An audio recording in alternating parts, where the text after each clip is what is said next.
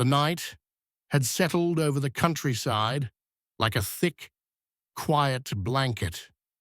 He left the diner after the late shift, expecting the familiar hum of the truck along empty roads, the gentle sway of trees, the occasional rustle of a distant animal. At first, everything was as it should be. Headlights cutting through black, the engine a steady, comforting drone, the smell of damp asphalt and autumn leaves drifting through the cab. But the farther he drove, the more the world seemed to mute itself.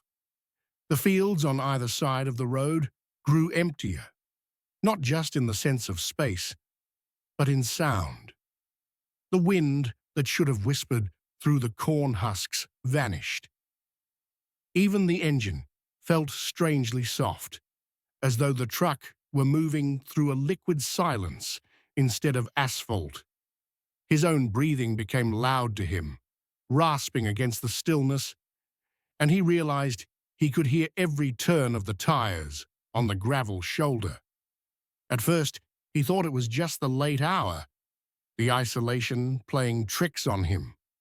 But then came the pause, a subtle shift in the air, like a held breath. The hairs along his forearms prickled, and a cold pulse seemed to run through the steering wheel. He glanced in the rearview mirror, expecting the familiar reflection of empty road and sky, and froze. There was a light. Faint at first, almost lost in the darkness, but definitely there. A small glow, wavering as if caught between two worlds. It didn't move closer or farther away. It just hung there, faint, expectant, watching him from behind. He blinked, thinking it a trick of the headlights, a reflection from the dash. When he looked again, it was clearer, steadier. The quiet of the night deepened, pressing in from all sides. Every sound, every vibration felt amplified. He couldn't explain why his stomach tightened, why the familiar road suddenly seemed endless and wrong. The light lingered, patient, like something waiting for him to notice, waiting for him to respond. And in that moment, he knew the road wasn't empty anymore. The light behind him grew brighter, steadier, no longer a flicker, but a small, swinging lantern, suspended in the darkness like a ghost, tethered to the road. It followed his every movement, keeping perfect pace, as though some unseen hand had taken hold of it, walking just behind his truck. When he eased off the accelerator, the lantern slowed, drifting lazily in the air. When he braked completely, it hovered, unmoving, just beyond the reach of his headlights. He searched the fields, squinting into the black, scanning for a figure. Footprints, anything that might explain its impossible behavior, but there was nothing. No shape, no shadow, no sound, except the steady pulse of his own heartbeat and the faint sway of that lantern. Patient and silent. The air felt heavier here, thickened with a tension that pressed against the glass and metal, and the night seemed to have shifted its rules, holding its breath, waiting for him to look away.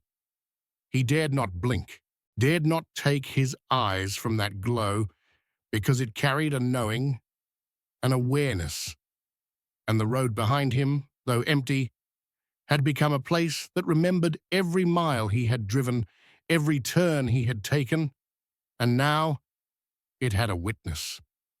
He stepped out onto the gravel shoulder, the cab door thudding shut behind him, and the cold air hit like a wall, carrying a metallic tang that made his throat sting and lungs tighten.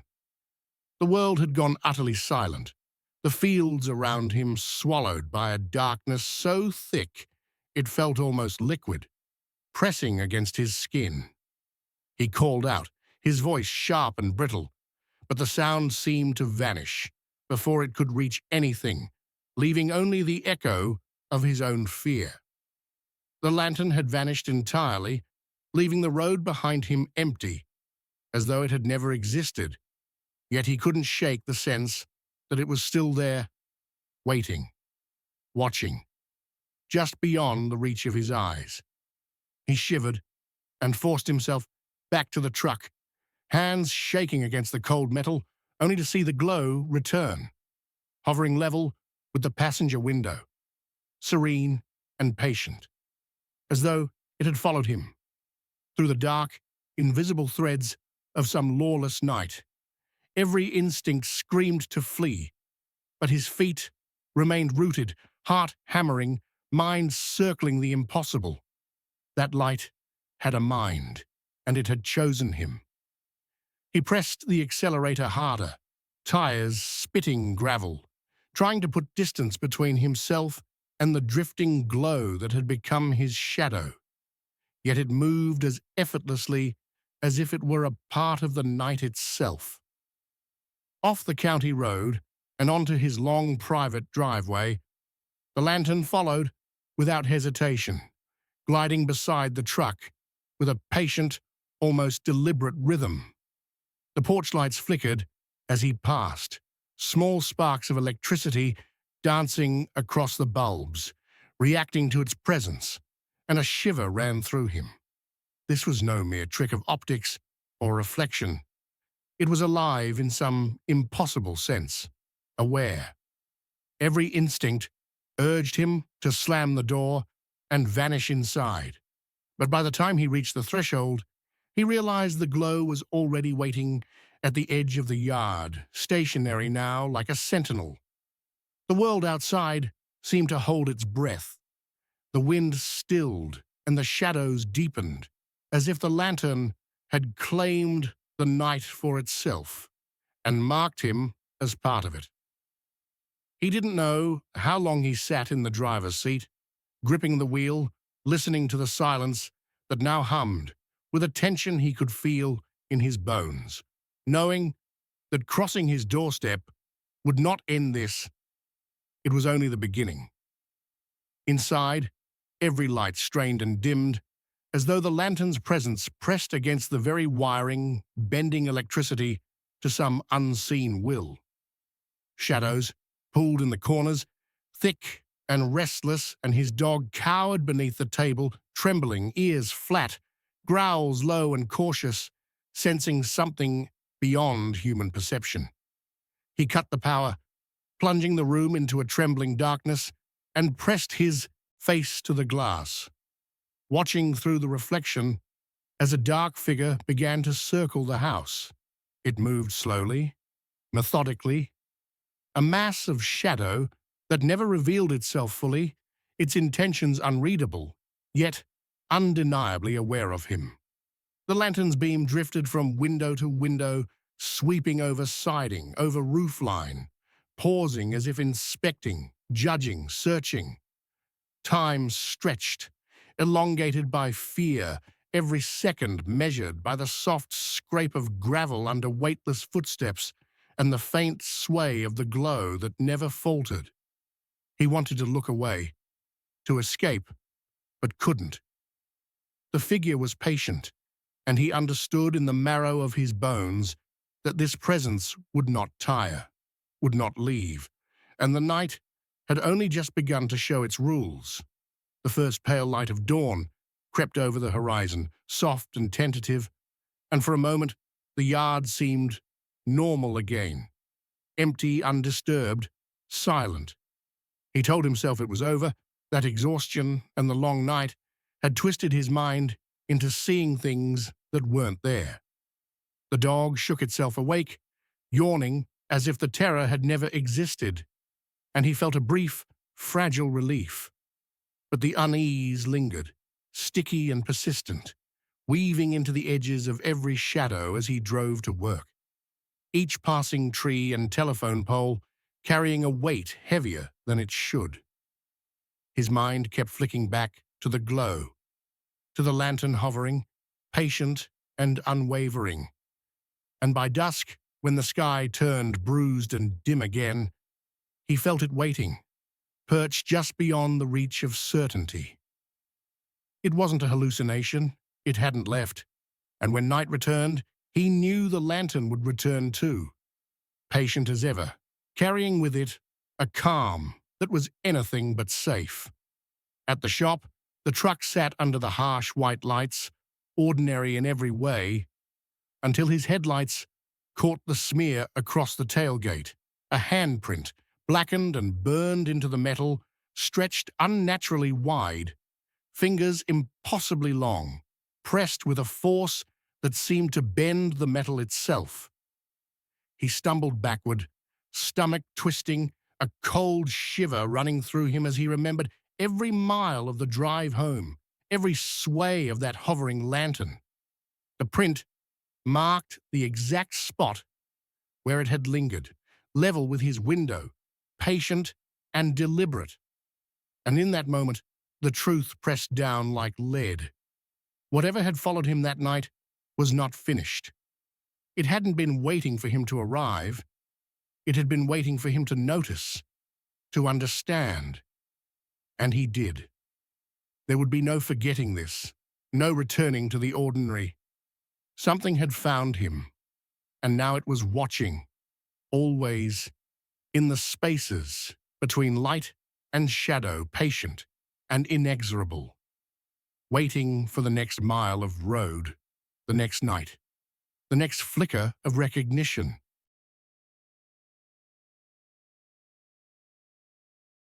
The gravel road carried a familiar crunch under his tires, but the moment the retired inspector stepped out of the truck and crossed onto the forgotten grain farm, the world seemed to fold into itself, swallowing even the smallest sound. He paused, waiting for the wind to tug at his coat or for the usual scatter of birds to rise from the hedgerow, but nothing moved, not the branches, not the dust, not even the air brushing his skin. It was as if the property had been placed under a bell jar, sealed tight around him. He told himself it was just weather, just a still afternoon near the end of harvest season, yet unease crawled up his spine when he noticed how quickly the normal world had vanished behind him. The highway hum had cut off in a single step. His boots landed softly on soil that should have crunched, but the sound came out faint and muffled, like something thick pressed against his ears. As he continued forward, the silence didn't settle around him. It narrowed, closing in, measuring him. Even the dust that lifted around his feet refused to drift, hanging in the air like suspended ash, frozen in place as though caught in a photograph taken mid-fall. He touched his sleeve, brushing at the fabric, startled at how even that tiny rustle sounded smothered. The farmhouse leaned to one side, old boards peeling like sunburned skin, but no loose shutters clattered, no metal hinges creaked, no insects chirped in the grass. The quiet wasn't natural. It wasn't even stillness. It was intent, heavy and patient, the kind that listened more closely than anything alive should. He reached the main path between the barn and the silo, the place where the farmer's footsteps would have worn a faint trail through the dirt. Yet even here, the ground looked untouched, as though no one had walked it in years, not even the wind. A faint vibration reached his ribs, the kind that comes when a distant freight train moves across steel. But here there were no tracks and no engines, only the deepening hush settling deeper into his skull. He stopped, realizing he'd been holding his breath without noticing, and when he finally exhaled, the mist of it in the cold air vanished too quickly, swallowed, absorbed, erased. That was the moment he felt it, a subtle tightening of the air around him, as if the silence itself had leaned in just a little closer, tasting the edges of his presence, curious that something living had crossed into its field. The silo rose from the edge of the field like a sentinel left behind, its rusted seams glowing faintly in the late afternoon sun, leaning just enough to suggest age, fatigue, and something deeper. as if it had sagged under the weight of years spent watching. The inspector stepped closer, boots crunching softly in the dry dirt, and the air around it felt strange, heavier than it had any right to be, pressing against his chest as if it had a pulse of its own. He ran his hand over the cold, corrugated metal, noting patches where rust had eaten into the seams, and for a moment, the ordinary assessment of old steel and sagging supports tried to settle him. This was routine, he told himself, but then he realized the stillness of the air wasn't natural, that the horizon seemed to bend inward toward the silo, as if the space itself were leaning in, waiting. He lifted his knuckles and tapped the metal wall, expecting a hollow echo that would tell him it was empty inside, but the response was uncanny. The sound returned, yes, but not distorted, not delayed, perfectly timed. Another tap, and the silo answered exactly, matching his rhythm so precisely that it sent a shiver up his arm. His hand recoiled, and the faintest tremor ran through the metal beneath his palm, like the building had exhaled softly, testing the boundaries of its own presence. He stepped back, ears straining, but the world remained muted. The birds were gone, the distant road's faint hum vanished, and the wind that had been teasing his coat moments before had died completely. The hollow pressure seemed to thicken, clinging to his clothes, pressing against his throat, and with each hesitant step around the silo, the sense grew that it wasn't just a structure of metal and grain. Something had learned to mimic, to respond, to measure him. The tap repeated again, this time before he could even lift his knuckles, a precise echo he hadn't made, and his stomach sank at the thought that the sound had originated from within. The silo held its breath, and in that pause, he felt eyes, or something like them, rolling slowly across the empty field, following him, calculating, patient, waiting for him to cross the invisible line where curiosity would become danger. He tapped the metal again, slower this time, trying to convince himself it was just a coincidence before, one accidental mimic of sound, nothing more. But the answer came back in perfect rhythm, each knock matching his own, as if the silo had been listening all along, practicing. His knuckles tingled against the cold, and the hairs on the back of his neck stood up as he realized it wasn't simply echoing, it was responding, calculating, deliberate. He stepped back, breathing shallowly, the ground beneath him feeling unreal, the gravel and dirt muted as if the earth itself were holding its judgment.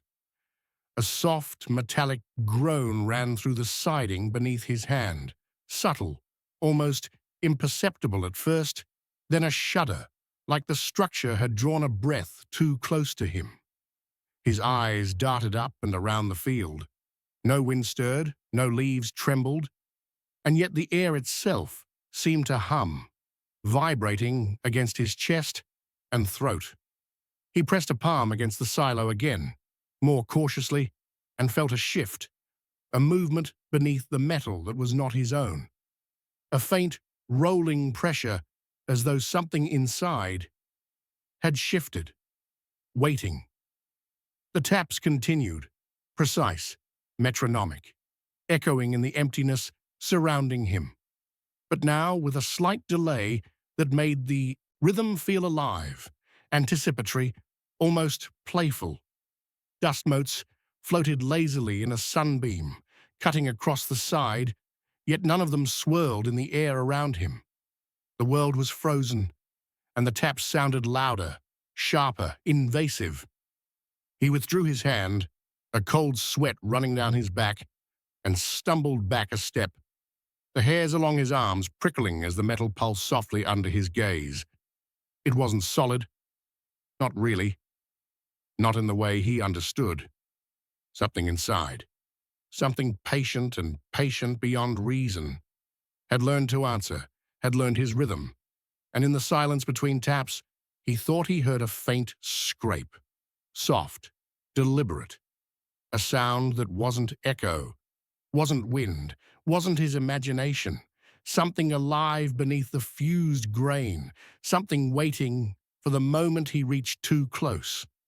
He took another cautious step back, heart thudding, and the taps fell silent, leaving him in the thick, oppressive stillness, the kind of quiet that presses against your ears and throat until you feel watched from every angle, until you know without seeing that you are not alone. He climbed the ladder along the silo's side, each metal rung cold and unforgiving under his trembling hands, and the higher he rose, the more the stillness wrapped around him, thick and heavy, as though the air itself weighed him down. The wind had vanished entirely, leaving only the faint metallic taste of rust and old grain in his mouth, and each breath seemed measured, drawn with effort. At the hatch he hesitated, glancing down at the ground that now looked impossibly far away, and then peered into the narrow opening. Inside, the grain had fused into a solid, pale mass, smooth like concrete, yet strangely organic, as if something had been pressed and molded into it from beneath. At the center of the surface, a depression formed the unmistakable shape of a human body, curled tightly, fingers pressed into the hardened grain, shoulders hunched as if trying to disappear. A chill ran up his spine when he thought of how long it must have lain like that, unyielding and still. Then came the faintest sound, a scratch, soft, deliberate, almost like fingernails, dragging across a board from below the surface. His pulse jumped, and a cold sweat ran down his back. He reached out a tentative hand to touch the surface, half expecting it to feel rigid, and yet the grain yielded just enough under his fingers to suggest it was alive, waiting, breathing slowly beneath the layer he could see.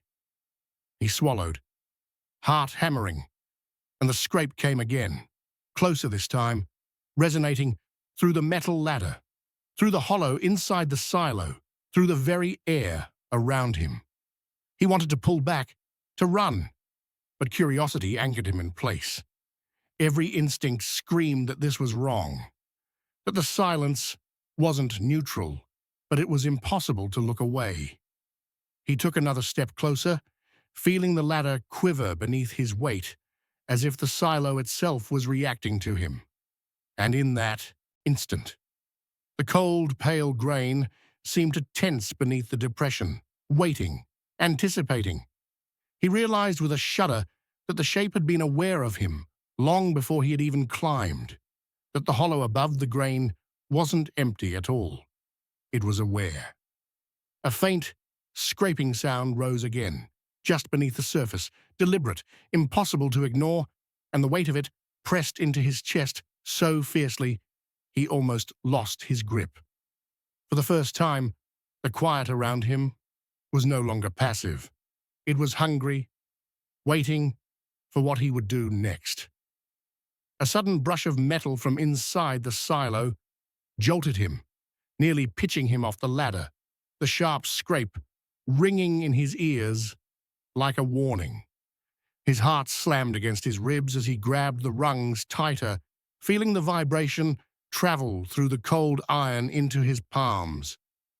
He descended slowly, every step measured, the ladder quivering slightly beneath him, as if the structure itself had a pulse, a life that throbbed beneath the rusted metal and fused grain. The air around him was so still, it pressed against his ears, muffling even the sound of his own breathing, thick enough that he could almost feel it in his chest, solid and observing. Dust rose faintly where his boots met the ground, but it hung, suspended in the sunlight, motionless, unwilling to drift. He dared not glance at the hatch again, but the faintest pressure seemed to cling there, as if the silo had followed his eyes, measuring him, counting him. Each step toward the truck was a test against the tight, suffocating quiet, and every instinct screamed that he shouldn't move too quickly, that some unseen thing might react if he startled it. He reached the driveway and stopped, forcing himself to inhale deeply, yet the sense of being watched didn't leave.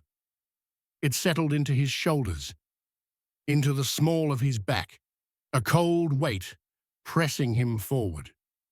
The field stretched out in perfect stillness on either side, yet the dust along the edges seemed to shift almost imperceptibly, like something breathing under it.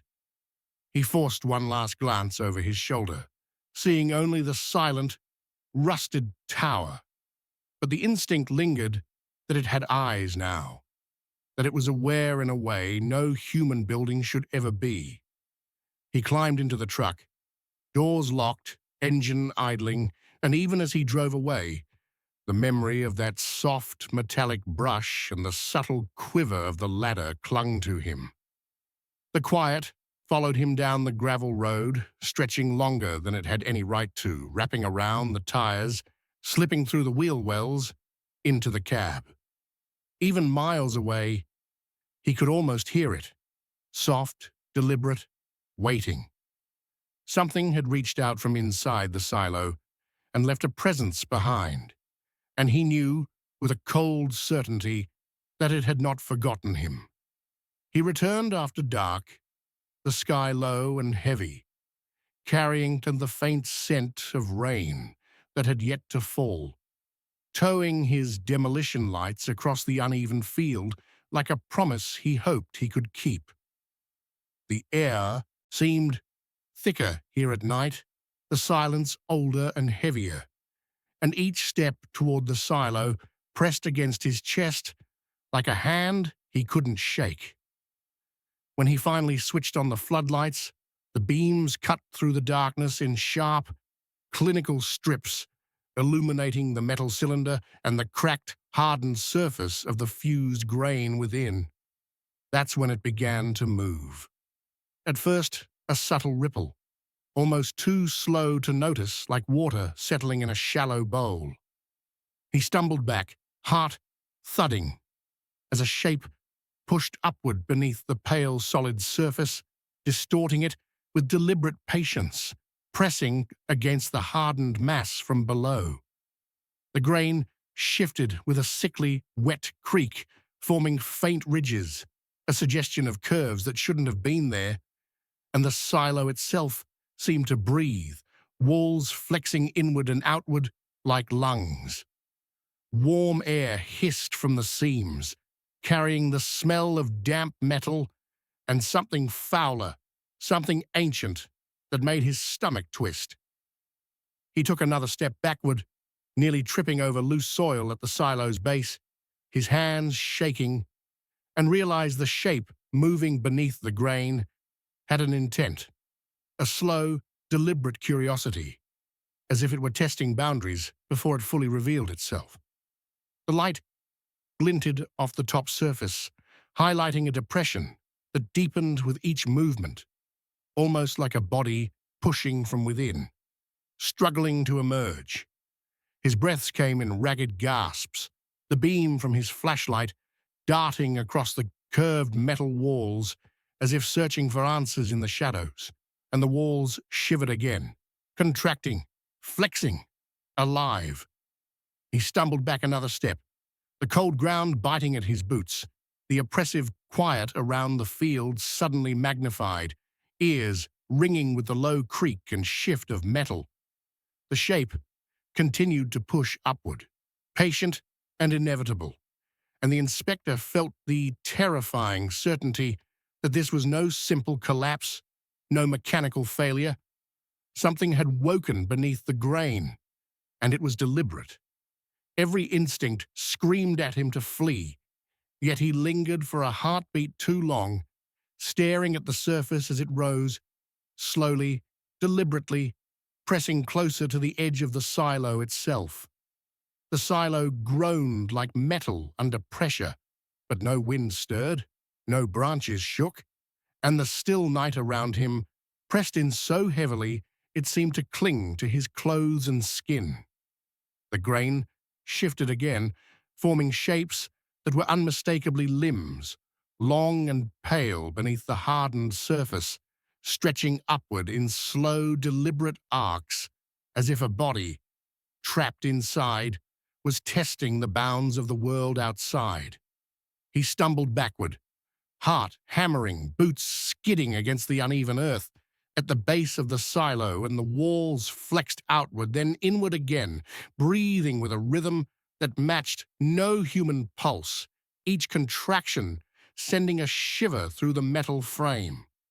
His hands shook as he fumbled for the truck keys, every instinct screaming that staying another second would be too late. And yet the scene held him, impossible to tear his eyes away from the unnatural motion below the grain. Something was moving, with intent, deliberate patience, limbs pressing up, searching for freedom, and with every small shift, the hollow metal amplified the sound, a wet, scraping groan that pressed directly against his chest. He turned and ran, feet pounding the soil, but the feeling of weight followed him, like gravity itself had shifted toward the silo, pulling at his awareness, threading through the night with a slow, inevitable patience. Behind him, the groaning stopped for a heartbeat, and then he felt it, a motion, deliberate, calculated, climbing. He risked a glance over his shoulder and saw the upper edges of the silo, the metal glinting in the pale light, and something impossibly thin and impossibly tall was emerging, moving with jerky precision, one limb bending backward as it rose. Panic seized him fully, lungs burning as he sprinted across the field, over clods of dirt and forgotten furrows. And though the sounds of his own flight were muffled in the oppressive quiet, he could feel the presence climbing, relentless, patient, measuring his speed and direction. By the time he reached the truck, fumbling for the door, the silhouette had nearly cleared the top, and the night itself seemed to hold its breath, waiting. He slammed the door, engine roaring to life, but even as he drove away, the image lingered, etched into the shadows behind the silo. A form that should not have stood, a shape that had learned to rise. By the time authorities arrived the next morning, the silo was gone, collapsed into itself with terrifying precision, leaving behind a perfect circular pit in the dirt, its edges unnervingly smooth, as if cut by some unseen hand. The inspector stood back, staring, unable to tear his eyes from the hollow that yawned where the structure had been, and the air still held the weight of the night before. Thick and patient, pressing against his ears and chest. At the center of the pit lay the imprint of a human figure. Massive, impossibly long limbs stretched outward, fingers splayed, toes pressed deep into the soil, every contour impossibly precise, impossibly deliberate. The surrounding earth was disturbed, as if something had pulled itself free, dragging weight from beneath, leaving only the impression behind, and the silence of the field carried that same patient, watching quality it had held for weeks, if not longer. The inspector's stomach churned at the thought of what had emerged, what had pressed itself from within, and for the first time he realized that the quiet he had felt all along had never truly left him. It had followed him, shadowing his steps back down the gravel road, threading itself into his senses, lingering in the empty spaces behind his eyes. He stared at the imprint for a long moment, heart hammering, and understood that no explanation would suffice, that nothing anyone said or wrote could make the scene rational, safe, or ordinary. Each elongated limb in the pit was a testament to something vast and patient, something that had tested boundaries and survived, leaving only evidence of its existence for him to witness. He stepped back, taking one last glance over his shoulder at the flattened remains of the silo, feeling the oppressive weight of the silence press down one final time. And then he walked away, certain the field and its unseen occupant had marked him in some way that words could not capture. The inspector resigned shortly after, unable to return to work, haunted not by what he had seen, but by the knowledge that whatever had been inside the silo had followed him home, waiting in the quiet corners of his mind, patient, deliberate, and far from finished.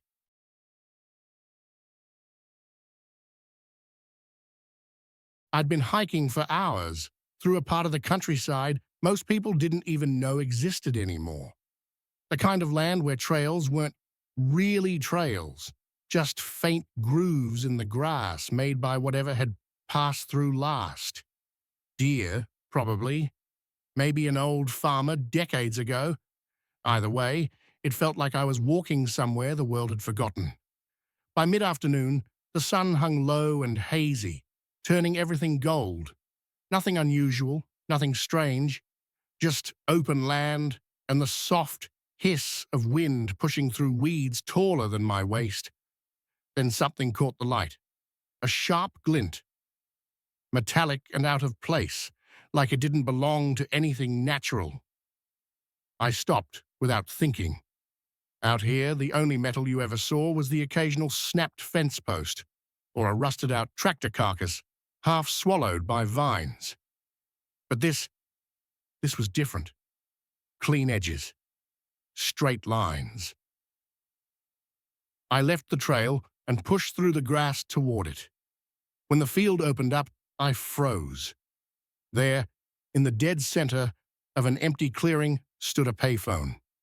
A full-standing metal payphone, like the kind I hadn't seen since I was a kid. The booth door was gone, the paint peeling, the handset dangling slightly, but it was unmistakably a payphone. Out here. Miles from any road, no pole, no wires, nothing. I walked around it slowly, my boots crushing the tall grass into dark spirals beneath me.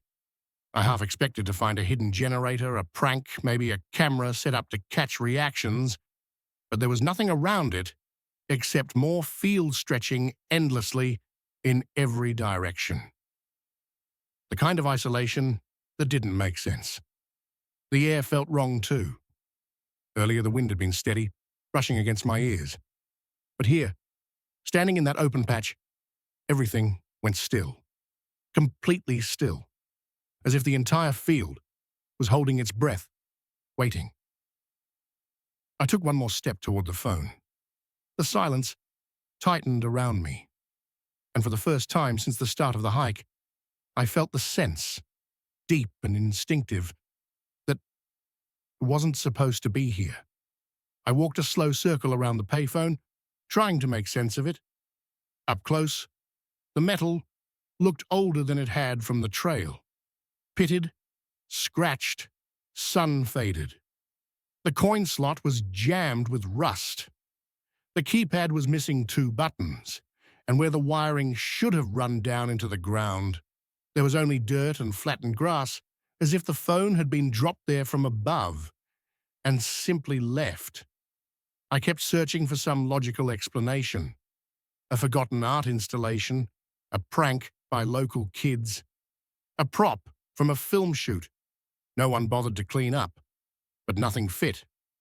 The longer I examined it, the more it felt like the phone wasn't abandoned at all, but placed.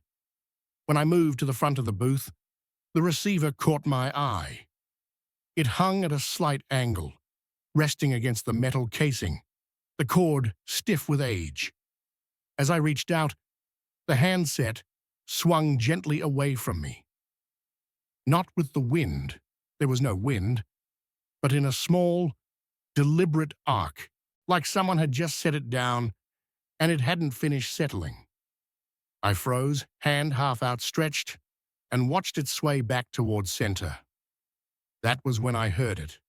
The faintest tremor of static coming from somewhere inside the housing. Not loud enough to be a real signal, not sharp enough to be feedback, just a low, electrical heartbeat, a pulse. It vibrated through the metal and into the air around it, barely noticeable, but unmistakably real. I leaned closer, listening, unsure if the sound was even meant for me. Then the phone rang. The sound punched through the stillness, impossibly loud in the empty field. It wasn't muffled or weak the way an old abandoned phone should ring.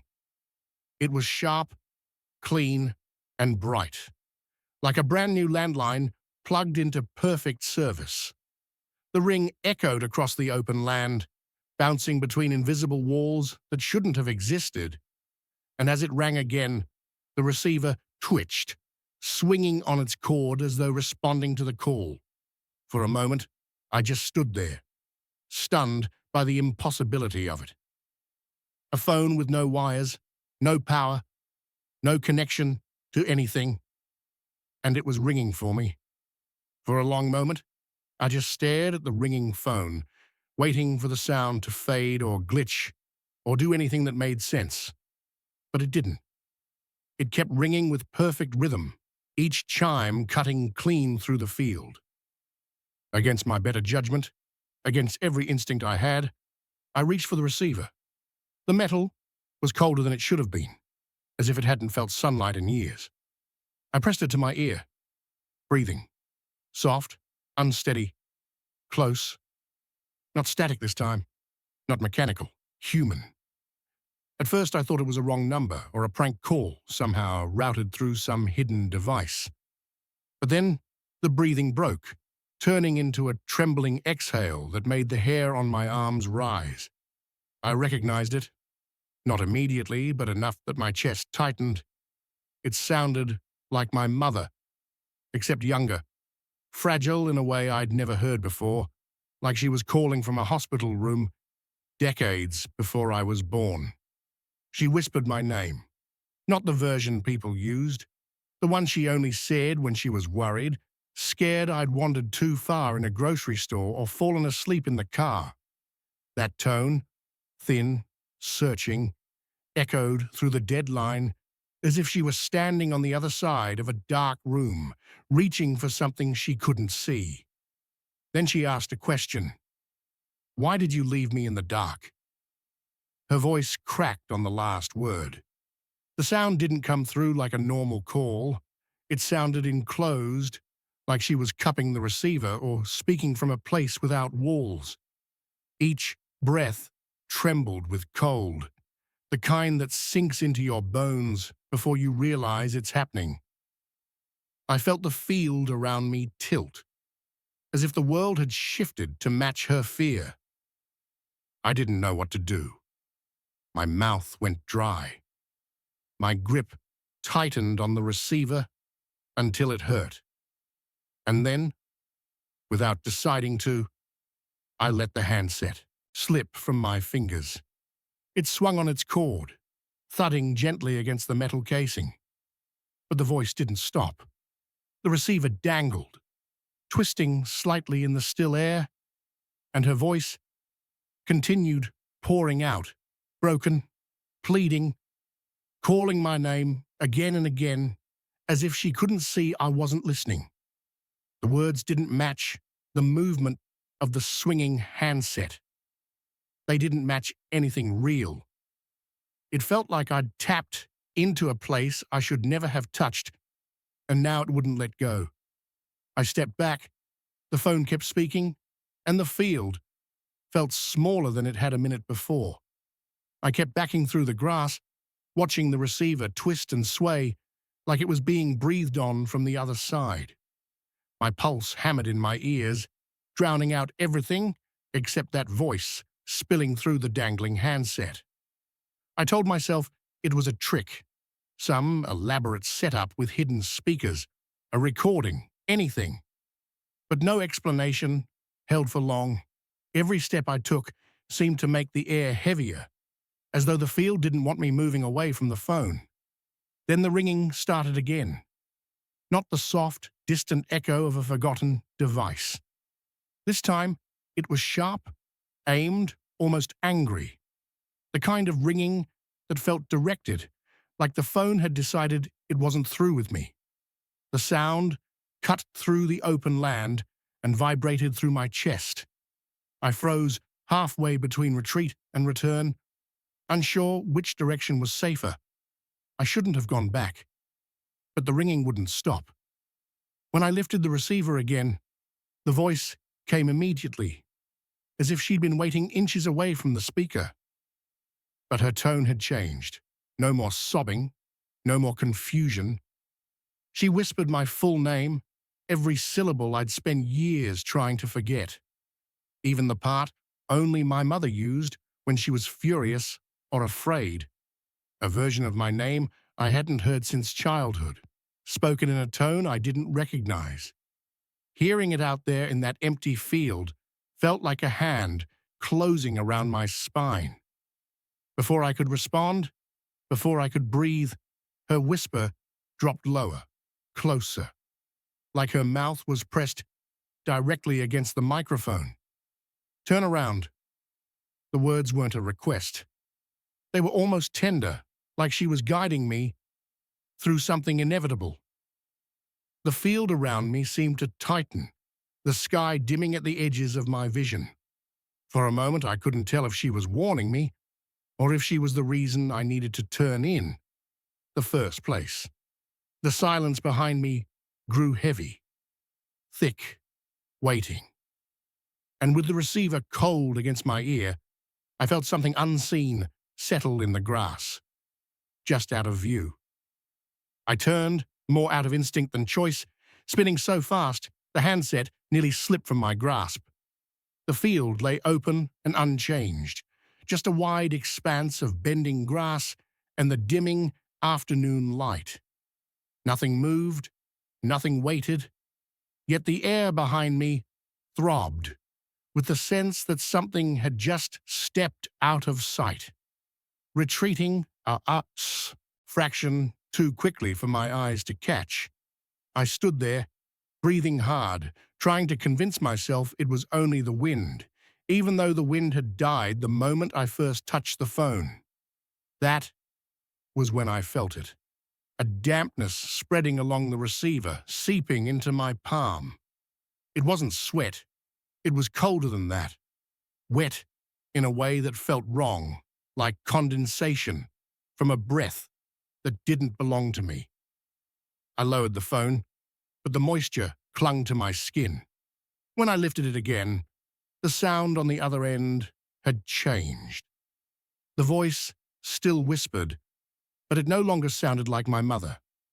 The cadence shifted, stretching around the edges of familiar words. Something else spoke through the same mouth, layering over her or pushing her out entirely. "Do you hear them?" it asked, the voice thin and intimate, as if it knew precisely how close I was to breaking. I pressed the receiver tighter to my ear without meaning to.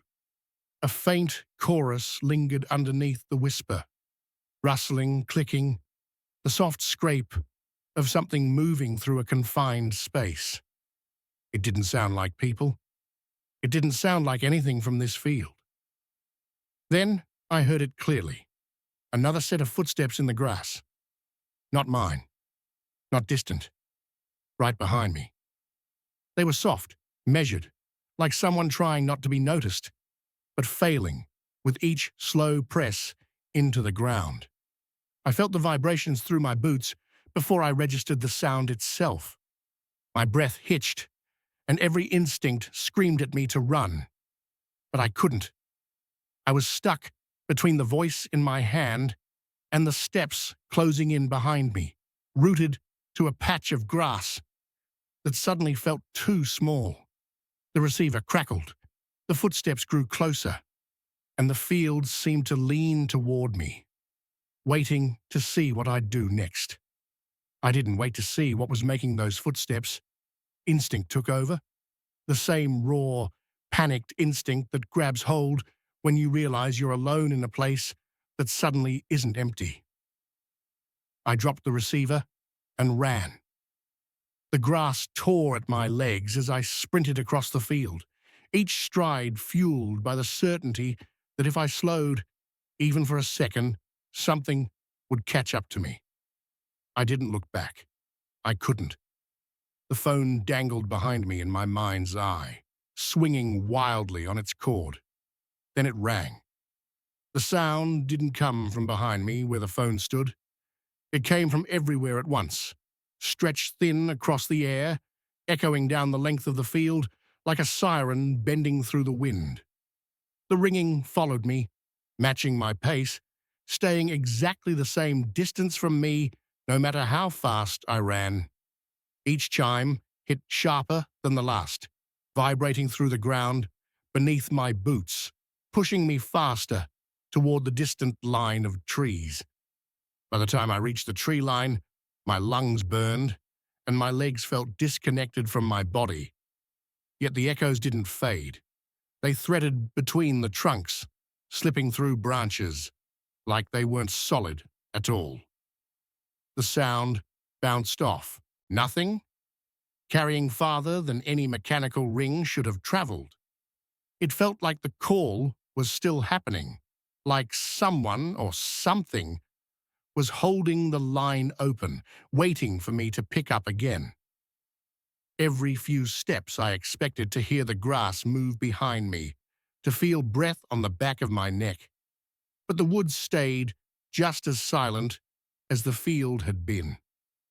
Only the ringing persisted, warped slightly by the trees, but never losing that clean, deliberate tone. I pushed through the undergrowth, branches scraping my arms, twigs snapping under my feet, until the trees began to thin, and the first glimpse of pavement appeared ahead. I didn't stop running until I reached my street, chest heaving, thoughts scattered and wild. It wasn't until I slowed, finally letting myself breathe, that the ringing faded behind me, dissolving into a distant hum that almost sounded imagined. Almost. Because when I stepped into my yard, something waited near the fence. Something tall and metal and impossible. The payphone, the same one from the field, resting in the shadow of my backyard like it had been there for years. For a long moment, I couldn't move. My brain kept trying to rearrange what I was seeing into something ordinary. An appliance someone dumped by the fence, a weirdly shaped mailbox, anything except the truth. But the shape never changed. The peeled paint, the rusted metal frame, the frayed receiver cord, hanging at the exact same angle as it had in the field. It was all there.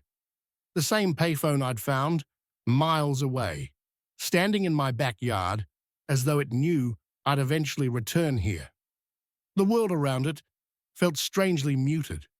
No wind in the neighbors' trees, no distant hum of traffic. The air had the same brittle stillness I'd felt in the clearing, a tightness that pressed against my ears. And the phone itself faced my house, not tilted randomly, not positioned carelessly, but angled deliberately toward my back door, watching, waiting. I stepped closer, half expecting it to vanish or reveal itself as a trick of the fading light. But its shape sharpened instead, every detail too precise to be mistaken.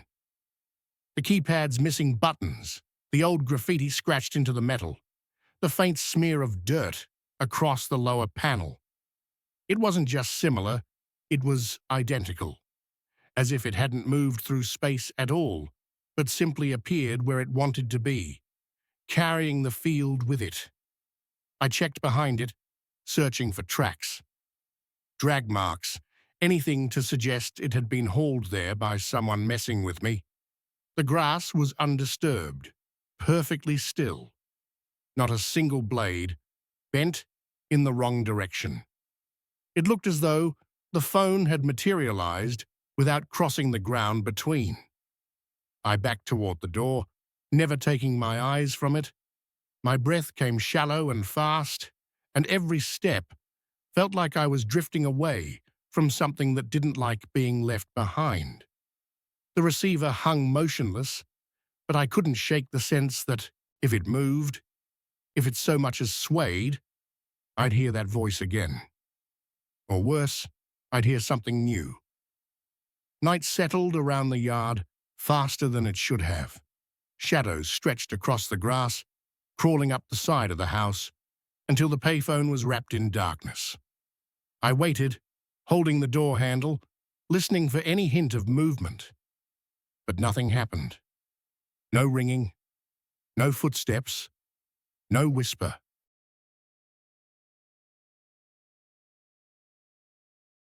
Morning always came too quietly after she died. He used to wake to the sound of her moving through the kitchen, cupboards opening, floorboards settling under familiar weight. Now the house greeted him with nothing. No warmth, no voice, just the hum of the refrigerator and the long, aching pause that followed. He stepped outside with his coffee, letting the cold air hit him hard enough to feel something. The fields stretched out as they always had, wide, endless, dependable. Work was the only thing that didn't pull away from him. It filled the hours. It made silence feel earned. He walked the fence line the way he had for years, boots sinking into the soft earth. For a while, everything felt normal, routine, predictable, until he looked up. At first, he couldn't quite place what was wrong. The corn should have formed clean, straight corridors, lines he'd planted with mathematical precision. But the closest rows leaned oddly, slanting just enough to break the pattern. A subtle curve where there should have been angles. An inward bend toward the house. He frowned and crouched, brushing soil with his fingertips. No hoofprints, no broken stalks, no sign of wind damage from the night before. The ground was undisturbed, as though nothing had touched it at all. He walked along the edge of the field, studying every row.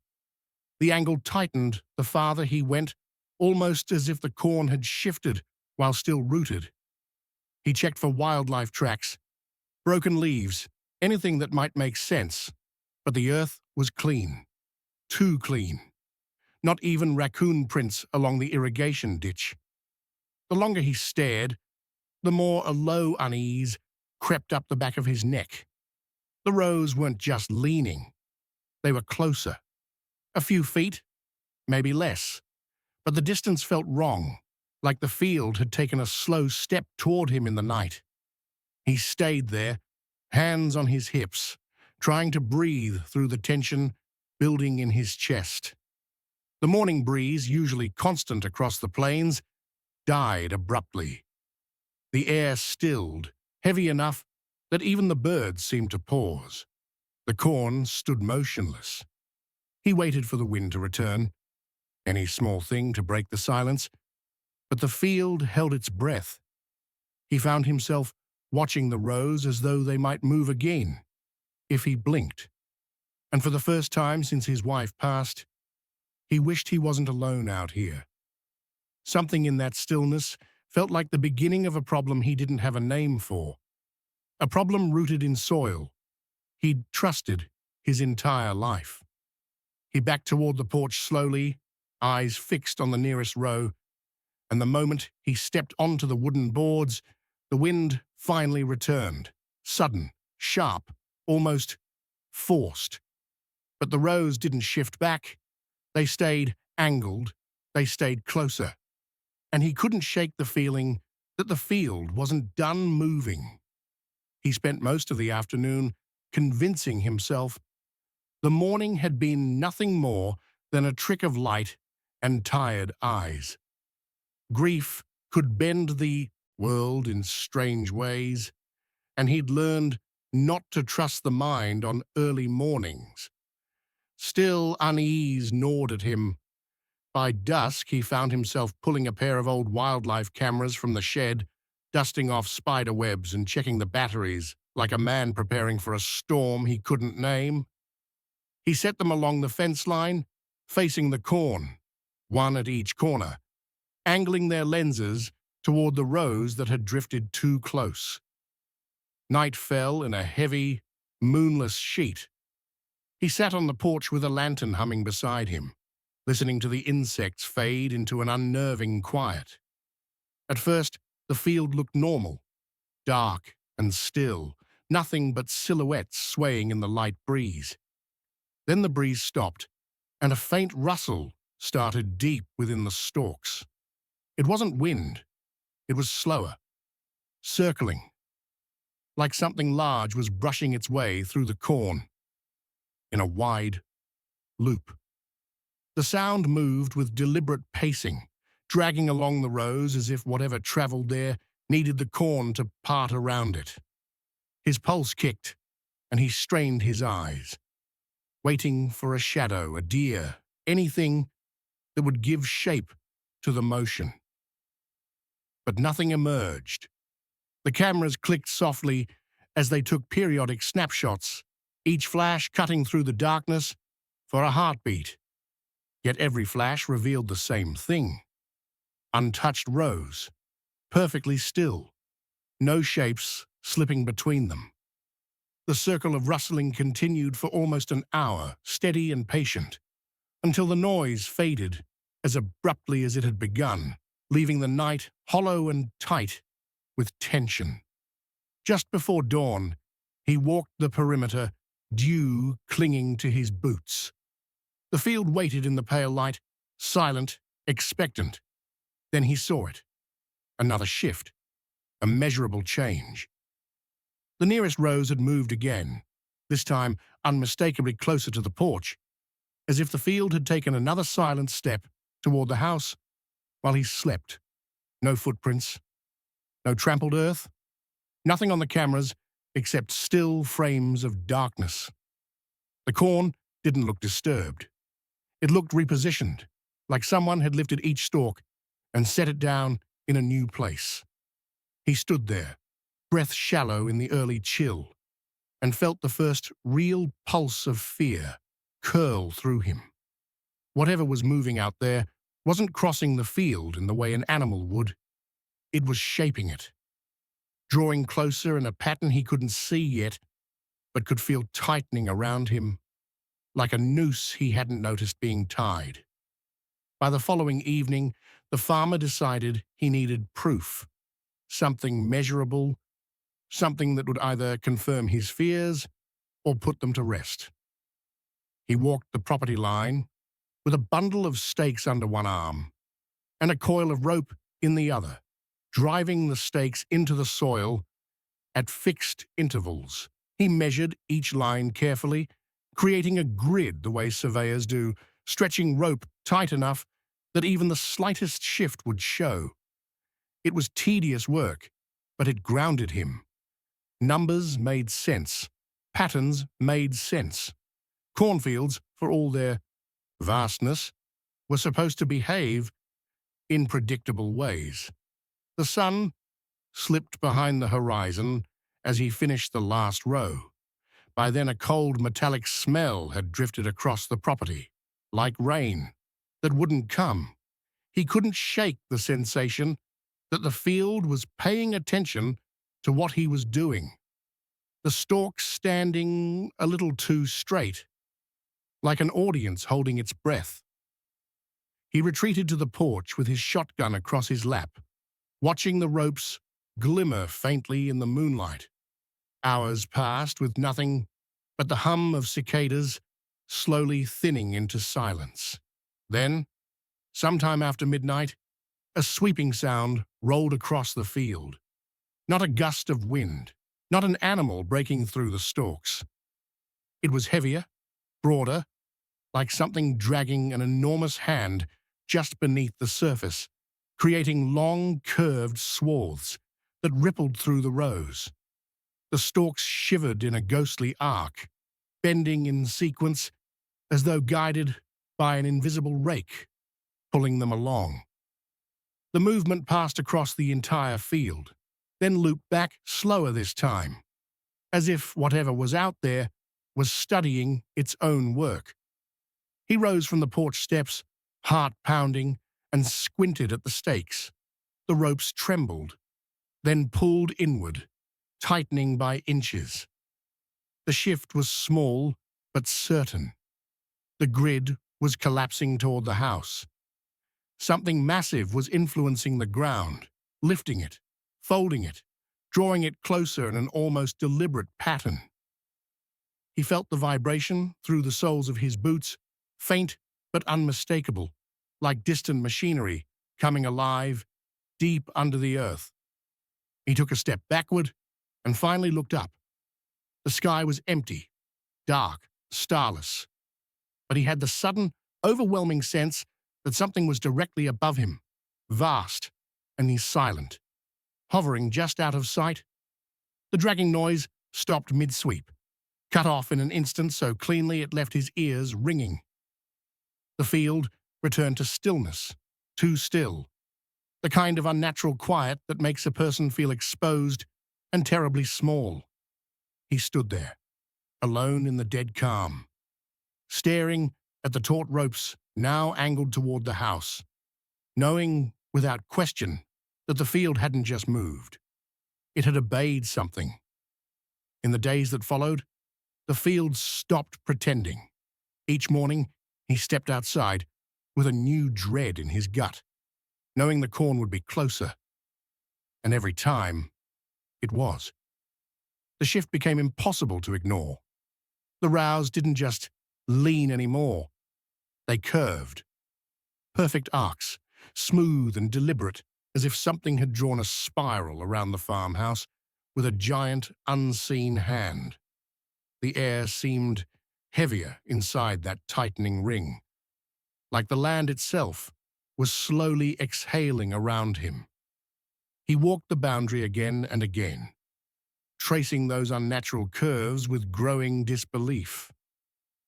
The stalks were bent just slightly at their bases, not broken or crushed, but guided, nudged into place with a precision no storm or animal could manage. He knelt beside one of the arcs and pressed his fingers into the soil. It felt soft, freshly turned, almost warm. The realization that something could shift this much earth without leaving a single mark made his skin crawl. Sleep became nearly impossible. Every night, he lay awake, staring at the ceiling while the house creaked with the restless tension of the land around it. If he did nod off, he'd wake moments later, convinced he'd heard footsteps brushing against the porch boards or something breathing outside his bedroom window. The nights were darker too, the kind of black that swallowed shapes instead of revealing them. Even the moon seemed to avoid shining on the farm. By the fourth evening, the spiral had tightened into a wide ring of bare soil encircling the farmhouse, a boundary he didn't remember seeing that morning. The corn now stood just a few yards from the porch steps, forming a wall taller than his head. It felt like standing inside the center of a maze whose walls kept closing in. Shadows trembled between the stalks, even when the air was still.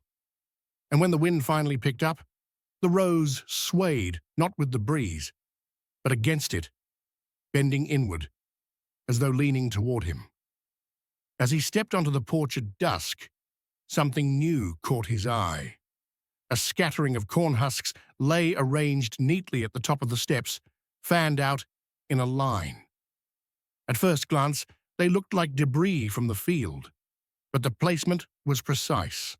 4 pairs, small and symmetrical, pointing straight toward the front door. They resembled footprints. Little ones. The kind that walked toward a place, not away from it. He stared down at them, a cold weight settling in his chest. The wind died again, sudden and absolute. The house felt smaller than ever. The field seemed to hold itself still, waiting, listening. He didn't step forward. He didn't touch the husks. He only watched the corn, feeling the edges of the spiral tighten once more, invisible but undeniable. The noose was still drawing in, and he was trapped at the center of whatever was pulling it. The first night, he heard the whispering, the world had gone completely still. Not quiet, still. The kind of stillness that pressed against the windows and seemed to smother the insects, the wind, even the distant hum of the highway miles away. He sat on the edge of his bed, boots still on, shotgun leaning against his knee, feeling the kind of exhaustion that didn't come from work, but from dread that never let him sleep. He kept listening for something, anything, that could prove the field had finally settled. It hadn't. At a little past midnight, a thin sound drifted through the open window. It was faint at first, like dry leaves brushing together, but it carried a rhythm his ears locked onto instantly. There was no breeze. He'd been watching the curtains hang lifeless for hours. Yet the corn was moving. A soft, whispering warble threaded through the rows, rising and falling like breath caught in the throat of the land. He stepped closer to the window and held his breath. The whispering wasn't random. It was speaking. Not in full words at first, just a cadence, something shaped by memory more than sound. A voice he knew too well. A voice he hadn't heard since the day he buried her. His heart hammered so hard it drowned out the creak of the floorboards beneath him. The corn shifted again, and the whispering gathered in one spot, somewhere deep in the wall of stalks near the back of the house. His name slipped out of the darkness, thin as a sigh. He staggered back, gripping the frame of the window. His wife had always said his name differently than anyone else, soft, falling off the last syllable, like she was afraid of breaking it. And that was the way it came from the field now, echoed through thousands of leaves that should not have known her voice. It called again, closer this time, the corn swaying in a direction the wind wasn't guiding. A pleading tone rose in the whisper, a quiet desperation he had only ever heard from her once, when the sickness was getting worse. He didn't remember deciding to move. His body simply obeyed the pull. He grabbed the shotgun almost by instinct and stepped outside, the cold air hitting him like a slap. The field towered over him, a dark, breathing wall. The whisper called his name again, broken, hushed, unmistakably hers, and he felt something deep inside him crack open. Grief twisted into hope, and hope twisted instantly into fear. Still, he stepped toward the rows. The corn parted slightly, as if welcoming him. The whispering deepened, curling around his spine, guiding him forward with a voice that should have been dead and silent. He lifted the shotgun, but it felt useless against the weight of memory dragging at him. Each step made the house feel farther away, the field closer, the world smaller. He reached the edge of the corn, breath shallow, heart shaking in his chest. The voice called one last time, right from the shadows between the stalks, soft, pleading, impossibly familiar. And he stepped into the rows. The moment he stepped into the corn, the air changed. It felt warmer inside the rows, dense and humid, as though the field held its own breath, separate from the night outside. The stalks brushed against his sleeves and shoulders, closing in just enough that he had to walk carefully. The moonlight vanished almost instantly, swallowed by the canopy of leaves overhead, leaving him in a narrow corridor of shifting shadows. He could hear his heartbeat louder than the crunch of soil beneath his boots. The whispering slipped between the rows like a thread being pulled through fabric. Sometimes it sounded ahead of him, guiding him deeper. Other times, it drifted behind him, close enough that the hairs on the back of his neck lifted as if someone were leaning in to murmur directly into his ear. He tried to steady his breathing, but the voice, her voice, kept him moving. Each time it called, it carried the same trembling note of desperation she'd had in her final weeks. A part of him knew the field was using that against him, but the ache of grief had its own gravity. He glanced back only once. The small slit of open sky he had entered through was already misaligned, squeezed between stalks that had shifted ever so slightly. He hadn't noticed them moving, yet the path behind him was narrower than before. As he watched, one row leaned inward, then another, closing the gap in a slow, whisper-soft shiver. His pulse quickened. He turned forward again, unwilling to look long enough to see the exit vanish. The farther he walked, the more the corridor twisted. The stalks bent outward around him in unnatural shapes, curving like ribs, forming a tunnel that hadn't been there an hour ago. His flashlight beam jittered across the leaves, but the light did nothing to push back the closeness of the rows.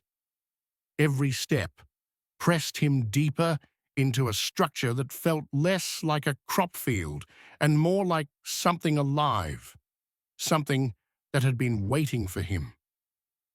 The whisper returned, closer now, directly to his right.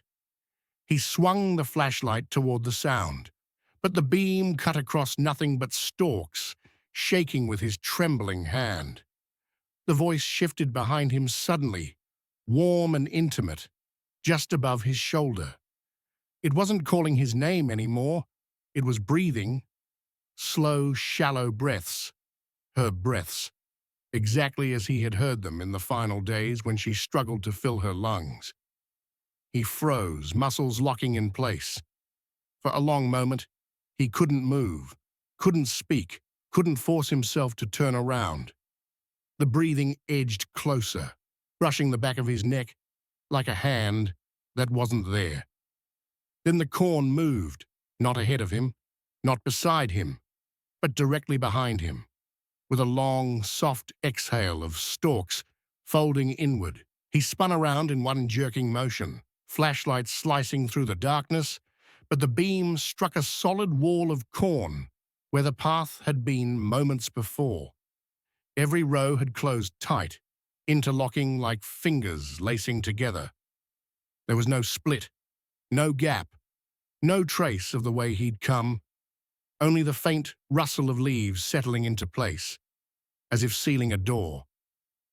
He lifted the shotgun, though he wasn't sure at what, and the whisper slid beside his left ear, so close he could feel the warmth of it. The field had shut behind him, and the voice wasn't in front of him anymore. It was circling.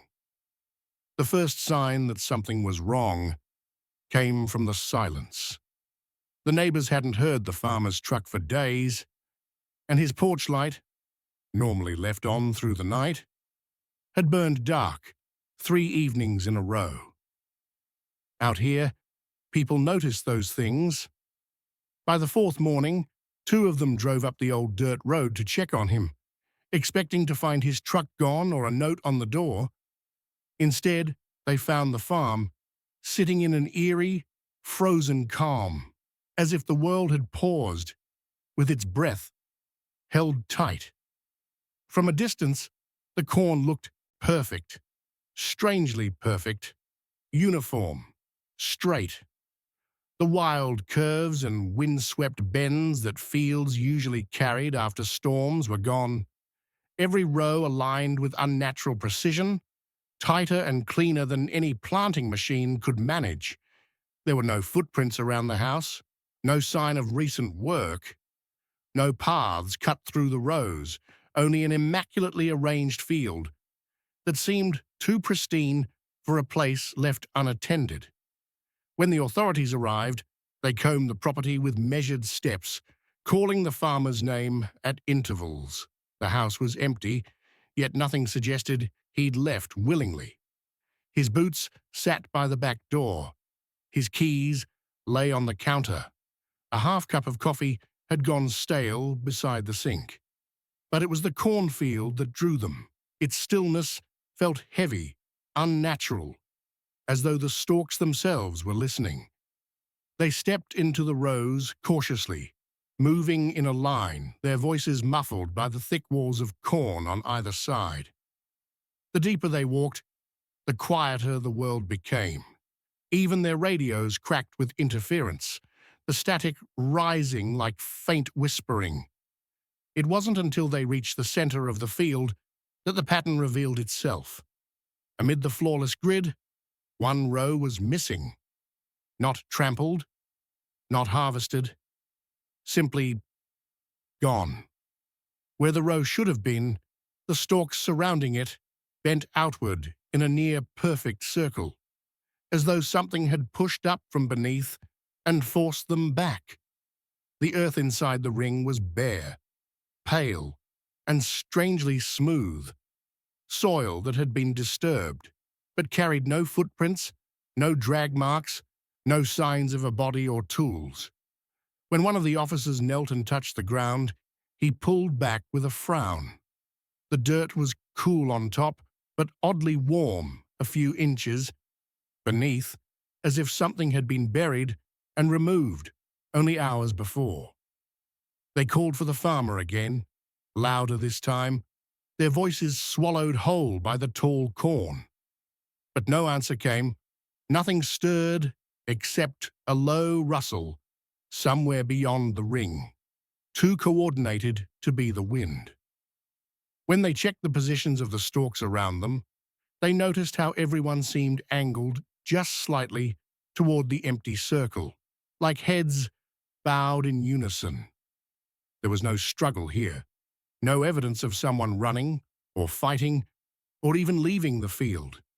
It was as if the earth had opened, taken what it wanted, and sealed itself again without leaving a trace. The farmer had vanished, and the field looked whole because it had closed around the space where he no longer existed. The investigation stretched on for weeks, but the longer it went, the fewer answers anyone found. The wildlife cameras were collected first, their casings cold with morning dew. Each device was reviewed, frame by frame. Every night, the farmer had reported movement scrutinized under harsh fluorescent lights, but in place of animals or trespassers, the footage showed only bursts of static, thin, whispering distortions that rose precisely at the hours he'd described the rustling and the dragging. Whenever the corn had shifted, the cameras had simply gone blind. Word of the disappearance spread through the county faster than the officials liked, and old stories rose up with it. Tales the younger locals shrugged off, but the older ones remembered with a grim quiet. Stories about the land swallowing men, about fields that were planted over burial grounds, about voices that called out to travelers passing too close at night. The oldest version of the tale spoke of the earth reclaiming the lonely. When pressed about what that meant, the elders never answered directly, only said the corn had its ways. By mid-season, the field began to change again, not in the violent, creeping way it had surrounded the farmhouse before, but with a slow, deliberate thickening. The stalks grew taller, darker, more crowded. The missing row where the search party had stood gradually closed as new growth pressed inward, knitting the circle shut without a seam.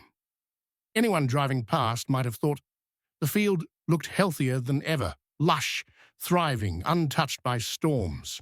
But those who'd seen the bare ring remembered what had been there, and none returned to the property without reason. As harvest season approached, a new rumor took hold, whispered between neighbors, who spoke half out of fear and half out of curiosity. Some claimed that if you drove by just before dawn, when the light was still thin and the world hadn't decided to wake, you might hear something.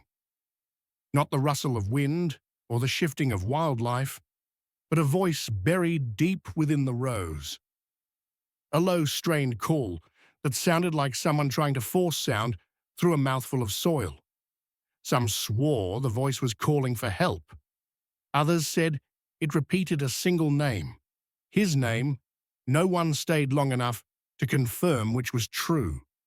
The sound, whatever it was, carried a weight that made people leave before the sun rose, a heaviness that settled on the back of the neck, urging them not to listen too closely, not to step too near the edge of the field. The farmhouse still stood empty and quiet, its porch sinking slowly into neglect. The corn grew thick around it, protective or possessive, no one could agree. But when the wind passed through Theros, even the skeptics admitted it didn't sound like wind anymore. It sounded like breathing, and beneath that, something else trying to breathe with it.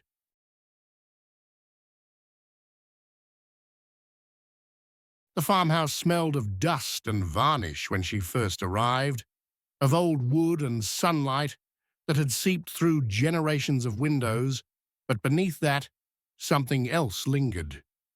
A faint, warm, metallic tang that drifted up from the cracks around the storm cellar door. She moved through the rooms one by one, fixing, cleaning, setting everything in order. Yet she left the cellar untouched, a dull unease keeping her at bay. At night, she heard it, the soft, steady shifting of something beneath the floorboards. Deliberate, almost rhythmic, too consistent to be the house settling, too purposeful to be imagined. The iron-like odor thickened as the first storm of the season approached, sharp and intimate, curling in the corners and raising the hair along her arms. Each night, it felt closer, awake now, as if whatever had waited in darkness for decades had begun to breathe again, stirring in the soil beneath the foundation, patient and deliberate, aware of her presence. The wind hit the farmhouse like a battering ram, rattling windows in their frames and making the walls groan as if the house itself were in pain. Rain hammered against the roof, pooling in gutters and dripping in uneven rhythms that matched the quickening pulse in her chest. The power flickered once, twice, then died completely, leaving her with only the thin beam of her flashlight, a small circle of safety, swallowed by an ocean of dark. Somewhere below, from the cellar, a crashing noise erupted, sharp and deliberate, and though every instinct screamed at her to flee, to ignore it, her feet moved of their own accord toward the iron-bound door. She hesitated, hand on the cold handle, heart hammering, but the darkness beneath seemed to breathe back at her, a low exhalation that shifted the air, alive and patient, and she realized that whatever waited there had been roused by the storm and now wanted to be seen. She descended the narrow steps, each one groaning beneath her weight. Flashlight trembling in her hands, beam slicing through the inky black. The walls of the cellar were scarred with deep, clawed grooves, fresh and raw, dust still loose around the edges, as though something large had pressed itself against the concrete and left a record of its presence. A shift in the shadows made her stomach clench, a movement just beyond the reach of her light. A dark shape that seemed aware of her gaze. Lightning flared outside the tiny window, slicing the room in stark, momentary clarity, and with each flash, the shape had moved closer, closer in a way that was impossible if it had truly stayed in one place. Her breath came fast, shallow, and she realized she had stepped into a space that answered to neither time nor reason, where something waited patiently, watching, testing, knowing she had no choice but to see it. Lightning stuttered across the storm-dark sky, each flash splitting the cellar in stark, blinding bursts, and with every strike, she glimpsed the figure in a new position, closer than before, impossible in its sudden shifts.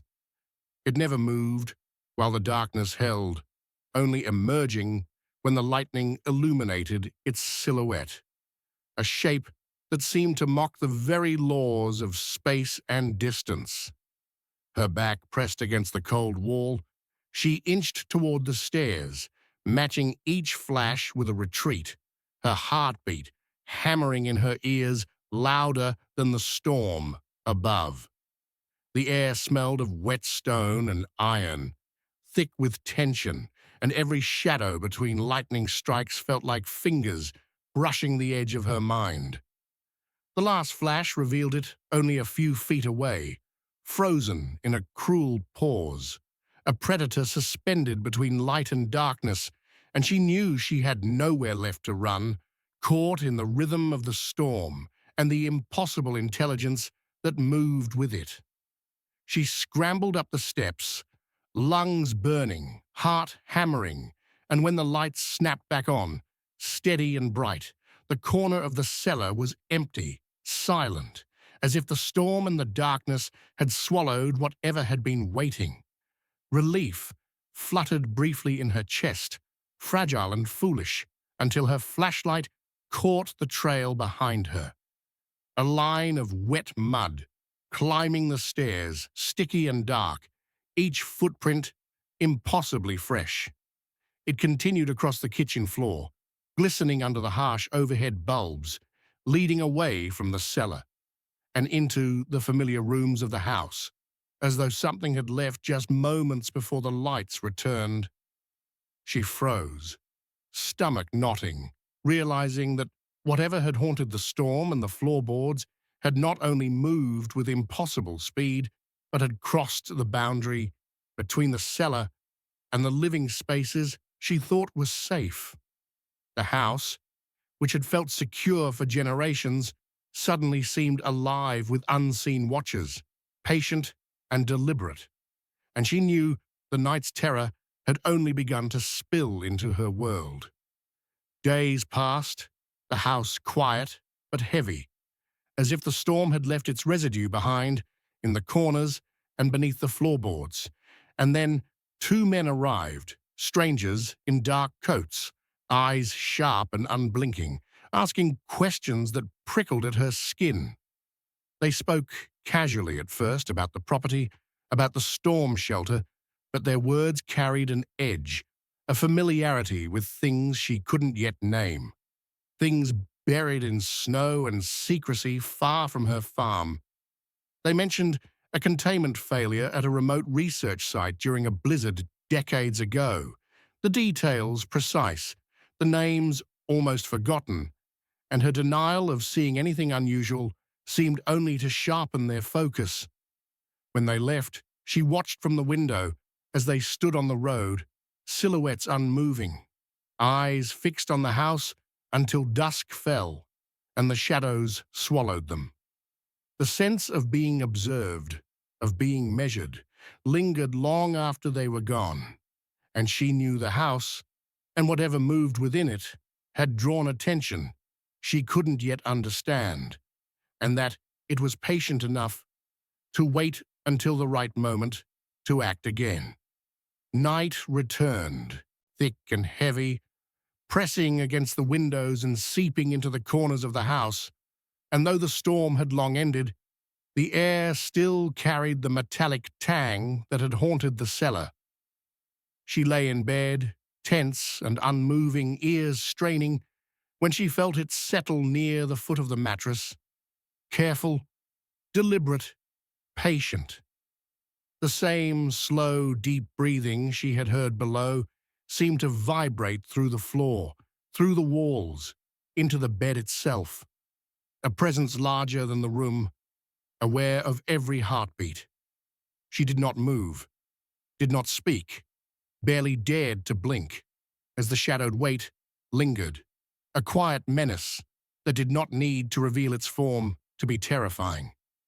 The house held its breath with her, the world outside utterly still, and she realized with a chill that whatever had escaped the cellar now walked freely, moving when darkness fell, patient and inexorable, waiting for the moment she'd least expected.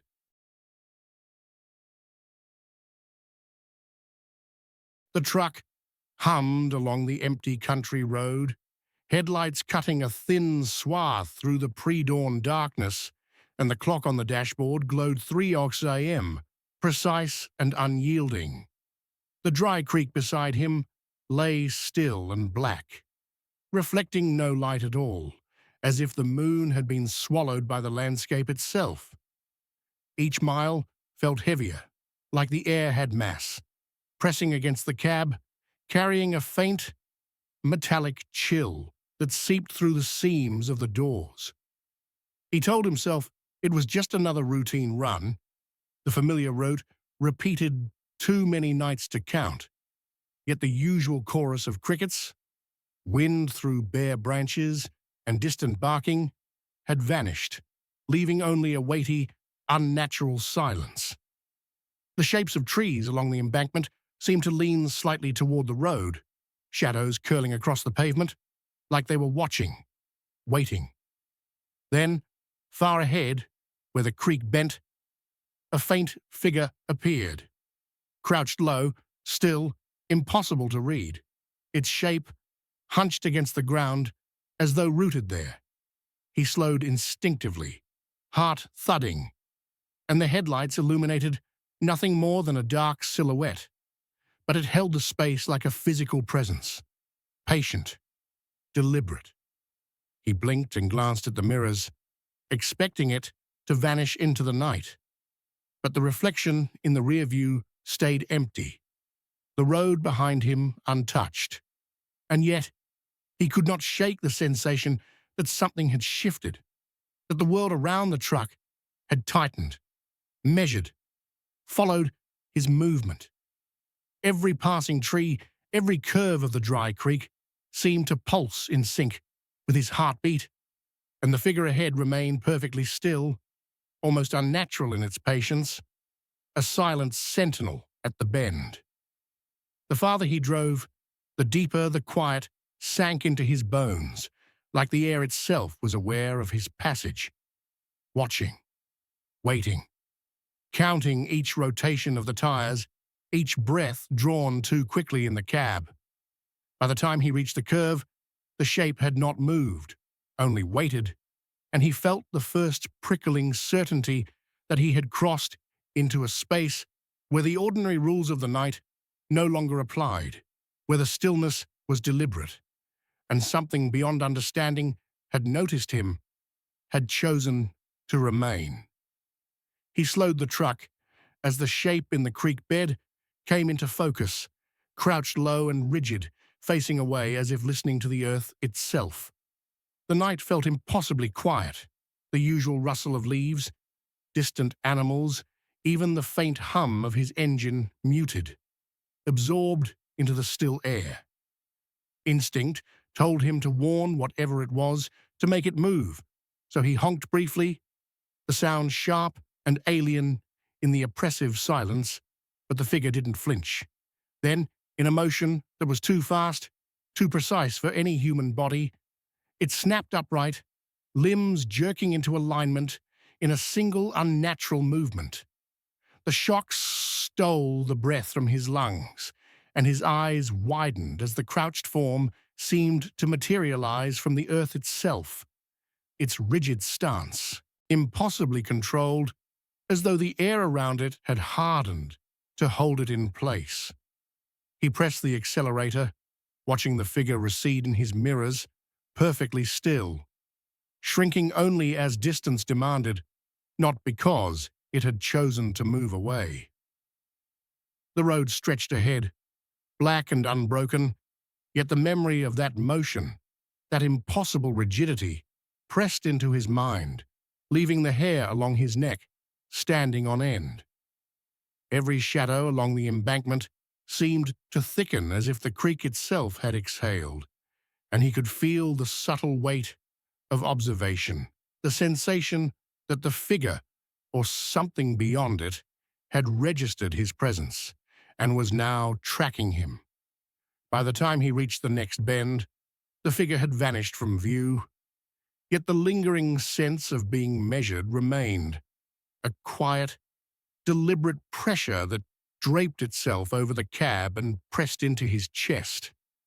The engine's hum felt shallow in contrast to the unnatural silence, and even as he sped forward, every nerve in his body screamed that the creek bed had become a place that did not belong to him, that something patient and precise had claimed the space and would wait. His knuckles whitened on the steering wheel as the headlights cut across the empty roadside, but he dared not glance back again, fearful that even the hint of a shadow could erupt into the impossible rigid motion of the crouched figure once more. The memory lingered in his mind like frost on metal, cold and unyielding, and for the first time that night, he realized that the night itself might be alive, aware of him, counting, waiting. The next night, he found himself back on the road, the truck engine humming lower than usual, headlights slicing through a darkness that felt thicker, heavier, almost reluctant to yield. The creek beside him lay empty at first glance, but then he saw them. Two figures, crouched low, heads angled toward the dirt, posed identically, their stillness precise, as if rehearsed. The world felt quieter than before, sound retreating from the road itself, leaving only the low thrum of the tires over gravel, the faint whisper of the wind that carried no bird song, no insect chirp. His pulse quickened as he realized they had been waiting, not just along the bank, but for him, counting the rotations of the wheels, anticipating his approach. As he passed, a small shift of gravel behind the tires suggested movement, synchronized, deliberate, each step echoing in perfect rhythm with his own. Yet, he knew there was no one there, no human presence capable of such precision. The figures remained crouched as the truck glided past, their spines rigid, heads bowed unnaturally, casting long, thin shadows in the headlight's beam that stretched and warped across the dry bed. He dared not glance into the mirrors too long, but the edges of his vision carried the same pressure he had felt before, the quiet weight of being observed, calculated, measured. Each subtle detail of the night, the flattened grass along the embankment, the unnerving stillness of the trees, the way the dust settled in frozen moats, amplified the sense that these shapes had claimed the creek, claimed the night, and were waiting specifically for him to return. He forced himself to focus on the road ahead, the truck's headlights carving a straight path through the darkness, but every nerve screamed that the ordinary rules of movement, of distance, no longer applied here. The figures did not follow in a conventional way, yet the synchronized shifts in the gravel, the way the shadows warped with his passage, suggested a patient intelligence tracking him, practicing, learning. Even as he rounded the bend and the creek faded behind him, the memory of their rigid, expectant forms pressed against his mind, cold and unrelenting.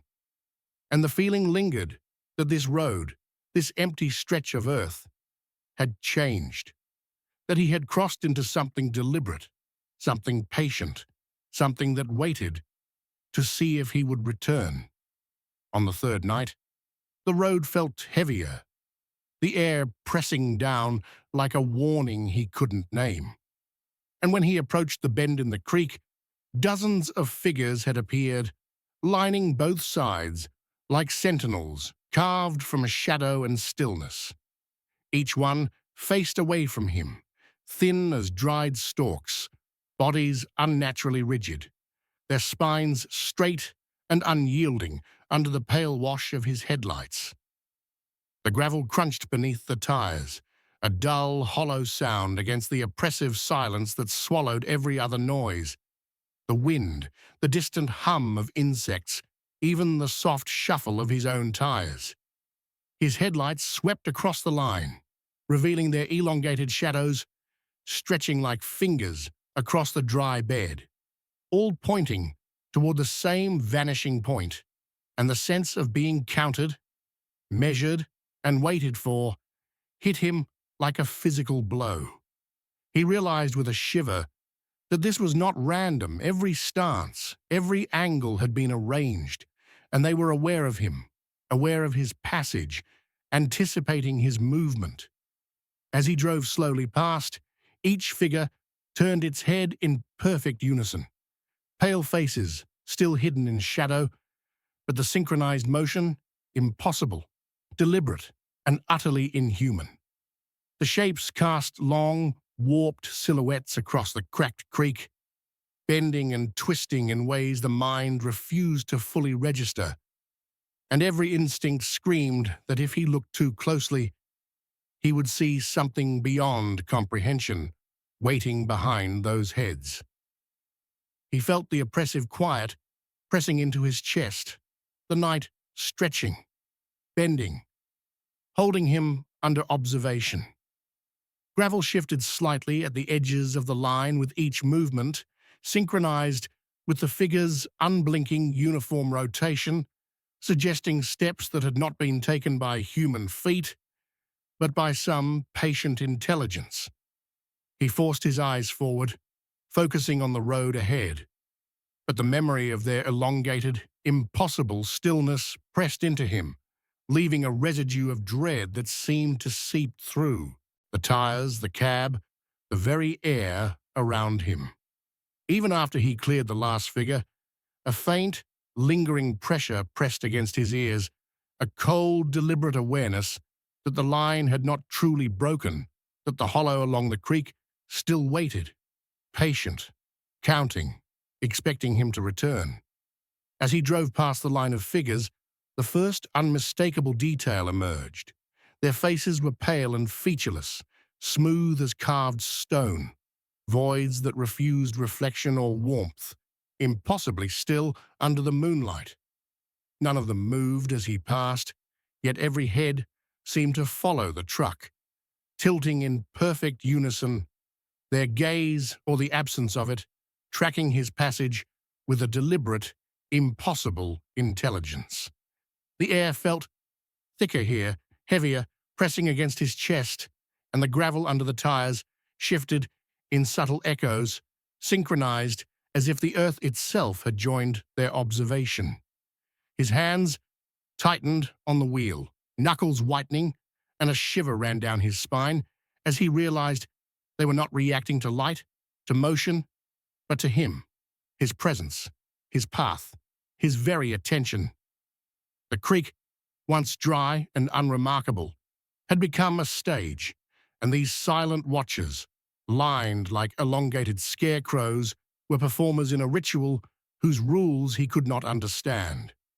Each time he blinked, the pale heads seemed closer, though he hadn't slowed, hadn't changed direction. The illusion of proximity was deliberate, designed to unsettle, to measure, to mark. By the time he cleared the last figure, the creek returned to its unnatural stillness, as if the watchers had dissolved into the earth itself, leaving only the faint echo of their presence lingering in the quiet. Yet he knew the silence was no longer neutral.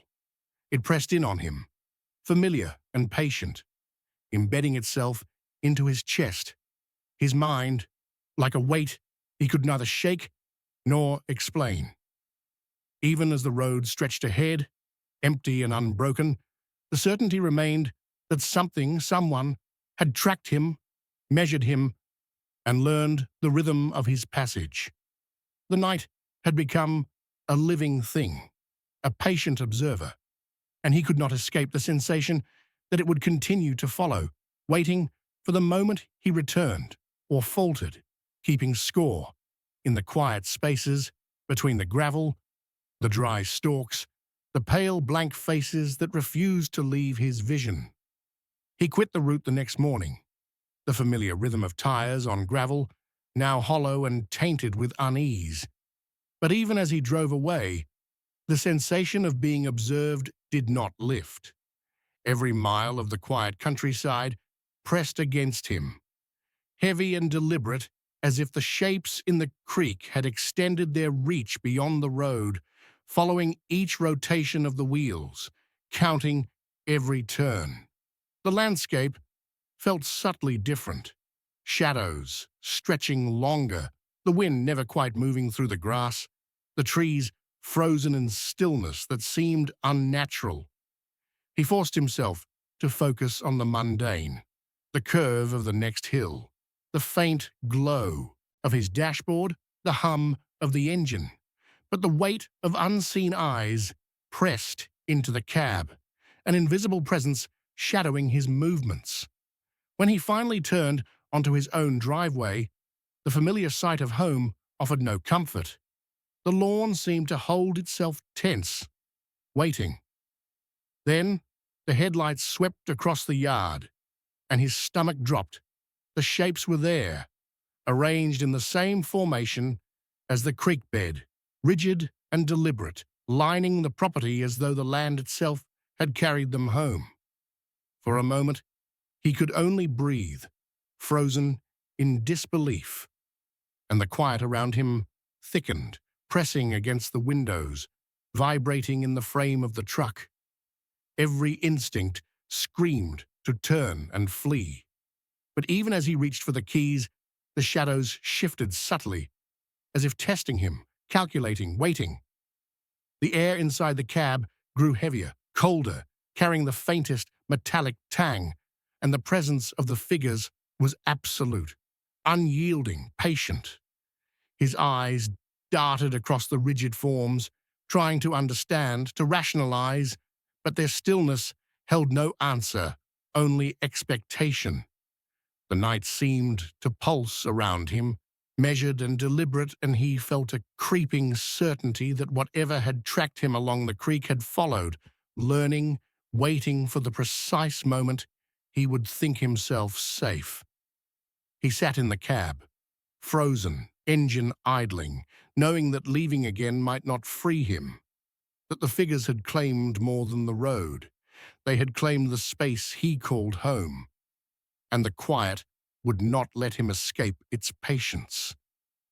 When he finally looked out across his yard, the blood drained from his face. The figures stood in the same formation as they had in the creek bed, spread evenly across the property, rigid and unnatural, all facing away from the house, waiting. The headlights of the truck swept across them, illuminating thin, elongated bodies that seemed almost too tall, too still, as if sculpted rather than grown. For a heartbeat, he convinced himself it was a trick of the shadows, a repetition of his imagination. But the weight of the silence pressed in, thick and deliberate, holding him in place. The air smelled faintly metallic, acrid and cold, and every instinct screamed that the space between him and the figures was alive, measured, waiting. As the beam touched them again, the heads began to turn, slowly at first, then with unnerving precision, as if the act itself had been rehearsed, calculated over nights he could no longer measure. There was no hesitation, no human imperfection, only the unnatural rotation of featureless faces tilting toward him, in perfect unison. His hands shot for the ignition, but the engine had cut out, leaving him in stillness. The quiet absolute, except for the soft, deliberate shuffle that seemed to ripple through the ground from their feet. He could feel it in the cab, a vibration, patient and low, crawling into his spine. Time itself seemed suspended. The driveway, the truck, the figures, They existed in a single, terrible heartbeat that stretched impossibly long. His mind raced, tracing every detail of the nights before. The creak, the shadows, the pale heads, the synchronized steps, and realized with a cold certainty that the figures had followed him, that they had learned, adapted, waited for him to return to this place they now occupied. The thought clawed at his chest, a suffocating certainty that he was no longer merely driving past the impossible, that the impossible had entered his world, and that the night itself, patient and deliberate, had arrived home first. He sat frozen, every muscle taut, heart hammering, waiting for the next movement, the first act of motion, knowing that whatever came next, the night had already decided.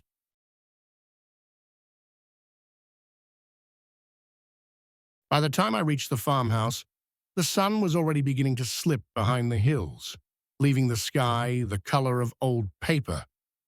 I'd expected the place to look tired, like most rural rentals do.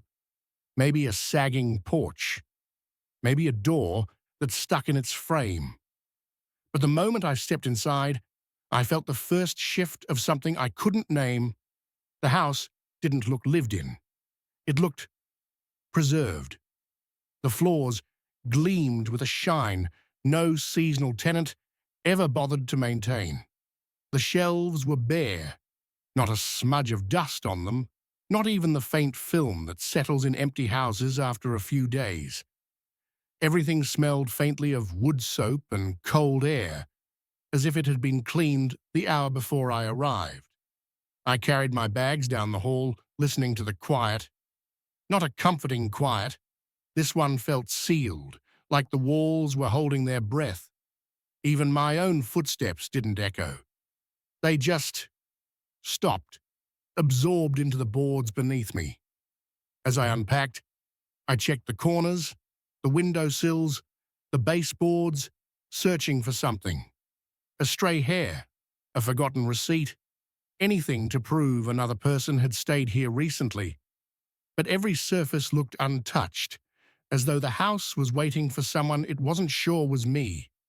I tried to shake it off. Road fatigue, nerves, first night jitters. But as the last of my things found their places, the silence deepened, settling in layers. It reminded me of old churches, the kind where you don't want to speak above a whisper because the building feels older than you. I stood still for a moment, listening to my own breath, wondering why the air felt heavy and unmoved, like it hadn't been stirred in years. Then, somewhere above me, a faint creak traveled through the ceiling. Just one. Light. Deliberate, as though someone was shifting their weight in the attic. The house fell silent again, too quickly, too completely. And for the first time since I stepped through the door, I wondered if I was as alone as I thought. Later that night, just as the moon slipped behind a bank of clouds, the faint creak returned. It was soft at first, hesitant, pacing slowly above my bedroom ceiling. My heart thumped in that automatic, anxious rhythm you only get when you realize you're not alone. But it wasn't the kind of rhythm that came from a visitor. No one could have been up there. I'd checked the attic door earlier, expecting the usual suspects, rodents, wind rattling a loose panel, but the space had been untouched. Boxes stacked in precise lines, insulation smooth and unmarked, cobwebs hanging exactly where they always did. Nothing suggested movement, nothing except that sound. I climbed the ladder anyway, half expecting it to be some prank or an animal making its way across the rafters. The wood under my hands was cold, and the faint smell of old timber mingled with dust, so clean it made the air feel unnaturally dry. I stepped carefully across the floorboards, my weight barely disturbing them, and found nothing. No tracks, no disturbed objects, not even a hint of a draft. Every box, every old suitcase, every loose board looked like it had been arranged by hands that weren't there. I ran my fingers along the wood, trying to catch something real, and found only smooth, polished surfaces, untouched by time or anyone's presence. Then it moved again. A single creak above me, deliberate, closer than the first, closer than it should have been if it were a floorboard settling. I froze, listening. Silence returned, but the sound lingered in my mind, like a footprint pressed into the air. I climbed down the ladder slowly, trying to convince myself it was nothing, that I had imagined the shift, the echo of something too deliberate to be coincidence. And yet, as my boots hit the main floor, that faint movement echoed overhead, once more, perfectly timed, as though someone or something was testing the limits of my attention. I stood there for a long moment, barely breathing, realizing the attic had its own rhythm, its own consciousness, and it had noticed me. Morning light filtered through the curtains, soft and pale, but it didn't bring comfort. As I moved through the rooms, I noticed things that didn't belong, or rather, things that didn't belong where I had left them. A cup handle that I was certain had faced, left now faced right. Towels folded neatly on the rack had been rotated into exact symmetry, as if someone had studied the way I moved and adjusted everything to match an invisible standard. Furniture that had been slightly askew the night before now sat perfectly aligned, as though obeying some unseen hand. I tried to shake it off, blaming my exhaustion or sleep-deprived eyes, but the precision of it gnawed at me. It wasn't random. Nothing in this house was. I went about my morning rituals slowly, sensing a presence in the empty corners. Each time I left a cup out of place or a towel misfolded, I felt a prickling at the back of my neck, as if the house itself were watching, correcting, taking note. I moved a chair slightly too far from the table and caught the faintest scrape against the floor as it returned, perfectly aligned again, without anyone touching it. I checked and double-checked. No one was there. No wind stirred the curtains. The rooms hummed with an unnatural stillness, their order too precise, too deliberate to be accidental. By evening, the sense of being observed had grown sharper. Even stepping into the kitchen, I felt the weight of unseen eyes following my movements. Every imperfection I left seemed to vanish while I wasn't looking. Cups rotated, utensils straightened, pillows smoothed. It was subtle, almost polite, but deliberate. Each adjustment told me I was not in control, that my presence was acknowledged and quietly measured. I began to test it, placing objects where I knew they would be corrected. Every time I left a room and returned, subtle changes awaited me. The house wasn't just tidy. It was alive with intention, aware of the way I existed within it. And as I lay in bed that night, the silence above me thickened. No creaks yet, no movements, but the knowledge lingered. Someone or something was shaping my space, waiting for me to notice the rules I hadn't agreed to follow. That night, I decided to push back. Just a little. I needed to know if what I felt was real or if the house had simply gotten into my head. Before bed, I left a single dining chair angled slightly away from the table. Nothing dramatic, nothing obviously wrong, just off enough that anyone who cared about order would notice immediately. I stood there staring at it, feeling ridiculous but determined. If it moved overnight, then something was truly happening here. If it didn't, then maybe I could still rationalize all of this as stress. Sometime deep into the night, I woke to a soft, shuffling sound. Not footsteps, not the creak from the attic. This was lower, more deliberate. Fabric, dragging lightly across the floorboards. For a moment, half asleep, I thought the sound was part of a dream. But then it came again. A slow, cautious glide. My eyes snapped open. The house felt colder than before, the air thick with the faint smell of damp earth, as if someone had opened a cellar door somewhere in the walls. I slid out of bed and stepped into the hallway. The darkness felt crowded, like the shadows had weight. As I reached the dining room, a chill slid down my spine. The chair stood perfectly aligned, pushed in neatly, positioned in a way I never placed it. Its legs rested exactly where they should have been, centered, straight, obedient to an unseen standard. I hadn't touched it. No draft could have done this. And the faint, muddy smell, almost metallic, almost animal, lingered, forming a thin trail that led straight toward my bedroom door. I knelt down, running my fingers across the boards, but there was no moisture, no visible trace of movement, only the scent that seemed to cling to the wood. Standing alone in that corrected room, the realization settled in quietly, coldly. Whatever inhabited this house didn't want chaos. It wanted control. It wanted things a certain way, a way I hadn't learned yet. And it had no problem adjusting my world while I slept, moving through the darkness like a caretaker who'd never asked for permission.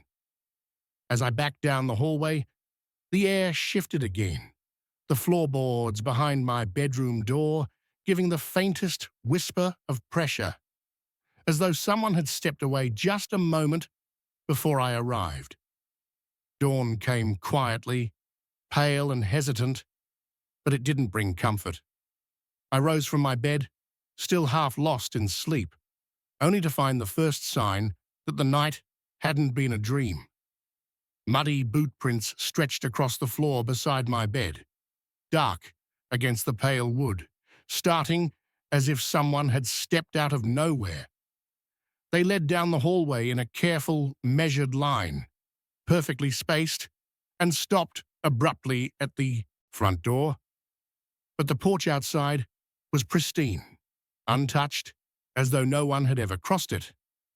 The prints had arrived inside the house without entering from outside, and the realization knotted my stomach into something hard and cold. I bent down, running a hand near the edges of the soil, expecting it to smudge or crumble, but it stayed dark and wet, leaving a stark trail across the floorboards. My fingers brushed it accidentally, and the dampness clung stubbornly to my skin. Each step toward the hallway made me feel watched, as if someone was trailing just out of sight, following the prints I had no way of understanding. The house around me remained unnervingly still, the shelves polished, the floors untouched, except for this impossible path of earth that shouldn't have been there. I reached the front door and hesitated, staring at the spotless porch. No footprints led in, no scuff marks, nothing. Yet the line of prints ended perfectly at the threshold, the implication that someone had been here, moved through the air, and vanished, too precise to be accidental. A thin chill ran along my spine as I turned back toward the bedroom, realizing the house didn't just correct itself. It allowed its intrusions to be seen, leaving warnings in a language I had yet to decipher. For a long moment, I couldn't breathe. I couldn't decide whether to run or to stay. The line of soil, dark and wet, seemed to pulse slightly under my gaze, as though aware that I was watching, waiting, trying to understand the rules of this house that had no name for its visitors. Shaken by the footprints, I called the owners, my voice tight, asking questions I already knew they wouldn't answer. They apologized too quickly, too easily, their words rehearsed and measured, avoiding every detail I pressed for. No one had died here, they insisted, but their hesitation, the way their eyes flicked toward the ceiling even during a phone call, made the words feel hollow. They spoke of the previous tenant, someone who had struggled to leave, lingering in ways that weren't fully explained. The implication hung in the line between us, heavy and unspoken, and I realized I wasn't just hearing excuses, I was hearing a warning. That night, the silence was worse than ever. I lay in bed, ears straining, eyes wide, waiting for some sign that the house had finished its work. The creaks and subtle shifts had returned, but not the measured pacing of the attic. Instead, there was stillness just above me, a presence that held its breath, and the faintest pressure against the ceiling boards that set my teeth on edge. I wanted to tell myself it was imagination, insomnia playing tricks, but I knew the house had rules I didn't yet understand. Every sound seemed loaded, every shadow a potential visitor who had already learned to move without leaving trace. I stayed frozen, heart thumping, listening to the floors, the walls, the silence that pulsed around me. It was no longer just a house correcting its environment. It was aware of me, aware of my attempts to measure it, to place myself in control. And I understood, with a creeping certainty, that the tenant who had never really left might still be here, inhabiting the spaces I could not see, moving when I looked away, shaping the air and the floors as if they belonged to them, not to me. When I finally drifted towards sleep, it was with a new dread, settling like a weight on my chest. I was not alone.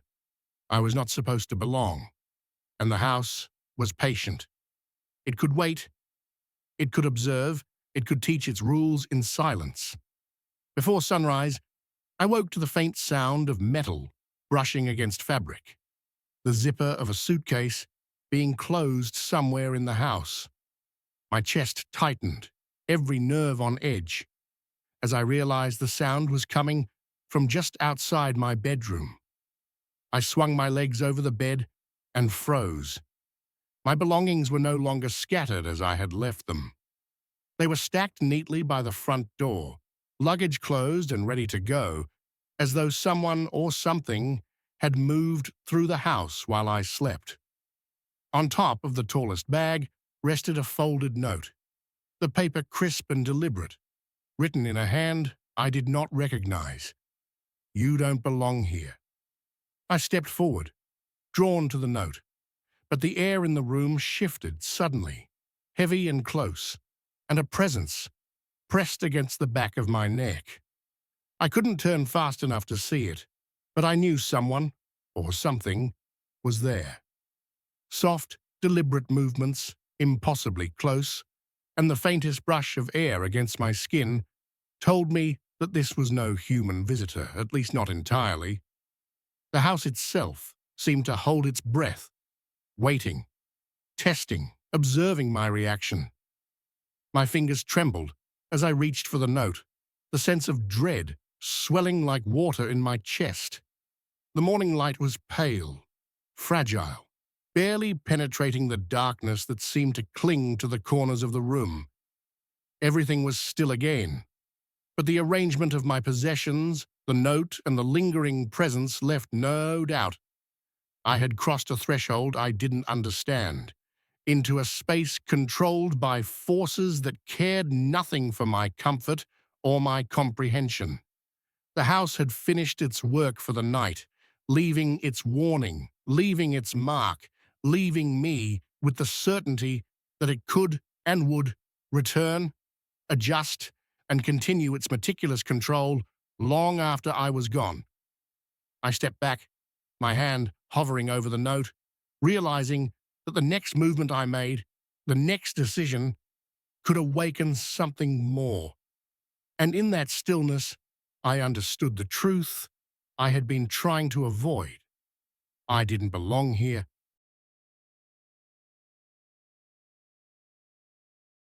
He had been wandering that abandoned dirt road for hours, metal detector in hand. The kind of road that disappeared into brush and shadow, leaving nothing but dust and memory. The day had been ordinary at first, the clink of his shovel against hidden rocks, the rhythmic beep of the detector scanning for lost coins or scraps of iron. The sun was beginning its slow dip behind the tree line, painting the world in orange and grey when he noticed it, a subtle bulge in the earth, where the landscape should have been flat. At first, he thought it a molehill, a hillock, pushed up by roots or small animals. But the metal detector's sudden, piercing shriek told him otherwise. The sound pierced the quiet of the countryside like a warning, rising and falling in tones he had never heard, vibrating through his hands, up his arms, into his chest. His breath caught. He crouched, brushing dirt from the rise with careful fingers, expecting the faint glint of rusted metal. There was nothing. Only the earth, unnaturally smooth and rounded, pressing against the sky, as if it had grown there overnight.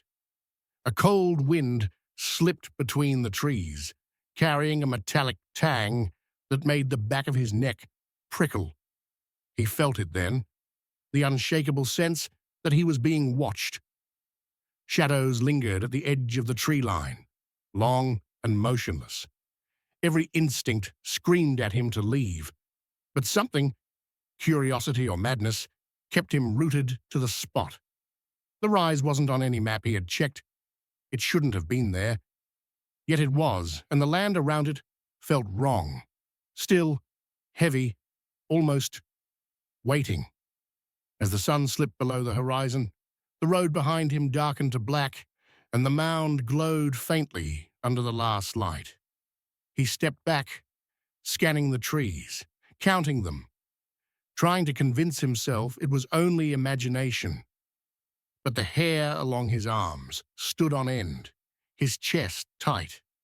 Something or someone was observing him, just beyond the fringe of the road. The metal detector, still screaming over the rise, seemed to hum in acknowledgement, as if warning him what would happen if he stayed any longer. He didn't touch the mound again that night. He only watched it and waited, knowing the ordinary world had quietly ended and something else had begun. He returned at first light, shovel in hand, expecting the familiar crunch of soil and the dull clink of rusted metal. The rise still dominated the dirt road, oddly smooth, impossibly round. He dug carefully, half expecting the earth to resist him, and the shovel hit something hard. Relief mixed with curiosity as he brushed away loose soil. But it wasn't iron, it wasn't coins. Instead, he uncovered a ring of smooth stones, placed with exacting precision. Each one was the same size, the same weight, forming a perfect spiral that led to the center. The symmetry of it made him pause. No natural formation, no animal could have created this. The air grew unnaturally still around him, and even the faint breeze that had whispered through the trees moments before had stopped. The earth beneath the stones felt warm, as if something alive had been pressing against it, waiting. He bent closer, studying the spiral, and a low, almost imperceptible vibration pulsed through the ground beneath his boots. His hand quivered over the stones. The sensation wasn't like the earth settling. It was deliberate, focused, like something stirring just below the surface. The sky darkened, and shadows stretched long across the road, thickening the air with a weight he couldn't name. Every instinct in him screamed to step back, to leave the spiral alone, but fascination pinned him there. The vibration grew slightly stronger, more insistent, running along his arms and through his chest. He could feel it in the soles of his boots, in his knees. It was alive, and it was aware. He backed away, heart hammering, knowing that the center of the spiral had not yet been revealed, that whatever rested beneath the stones had only begun to make its presence known. The mound wasn't just a rise in the earth anymore, it was a threshold, and something was waiting on the other side. That night, sleep offered no comfort. Darkness pressed against the edges of his mind, heavy and suffocating, until he found himself standing inside the mound, buried under soft, suffocating earth. Soil pressed into his mouth and nose, filling his lungs with grit as muffled footsteps circled above him. He tried to scream, but sound dissolved into the dirt, swallowed before it could escape. Then he saw her, fingers clawing upward through the packed earth, stretching impossibly far, reaching for him. Her face was streaked with soil, her eyes wide, terrified, pleading in a way that didn't belong to anyone he had ever known. Her mouth moved, words garbled and thick with dirt. Yet he heard his name. The impossible recognition of it cut through him, twisting every thought into panic. She had no reason to know it. Her voice shouldn't exist. Not like this. Not in this place. Not through this nightmare. And yet, it did, echoing in the dark weight around him, tangible and intimate, like she was breathing right into his ear.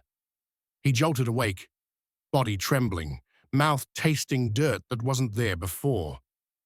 The floorboards of his bedroom groaned, faint scratches echoing beneath the bed. The nails, their sound slow and deliberate, scraped the wood just long enough to make him sit upright, listening. His heartbeat thundered in his ears. The mound wasn't just a vision. It had followed him, dragged the impossible with it, leaving fingerprints of terror he could neither explain nor ignore.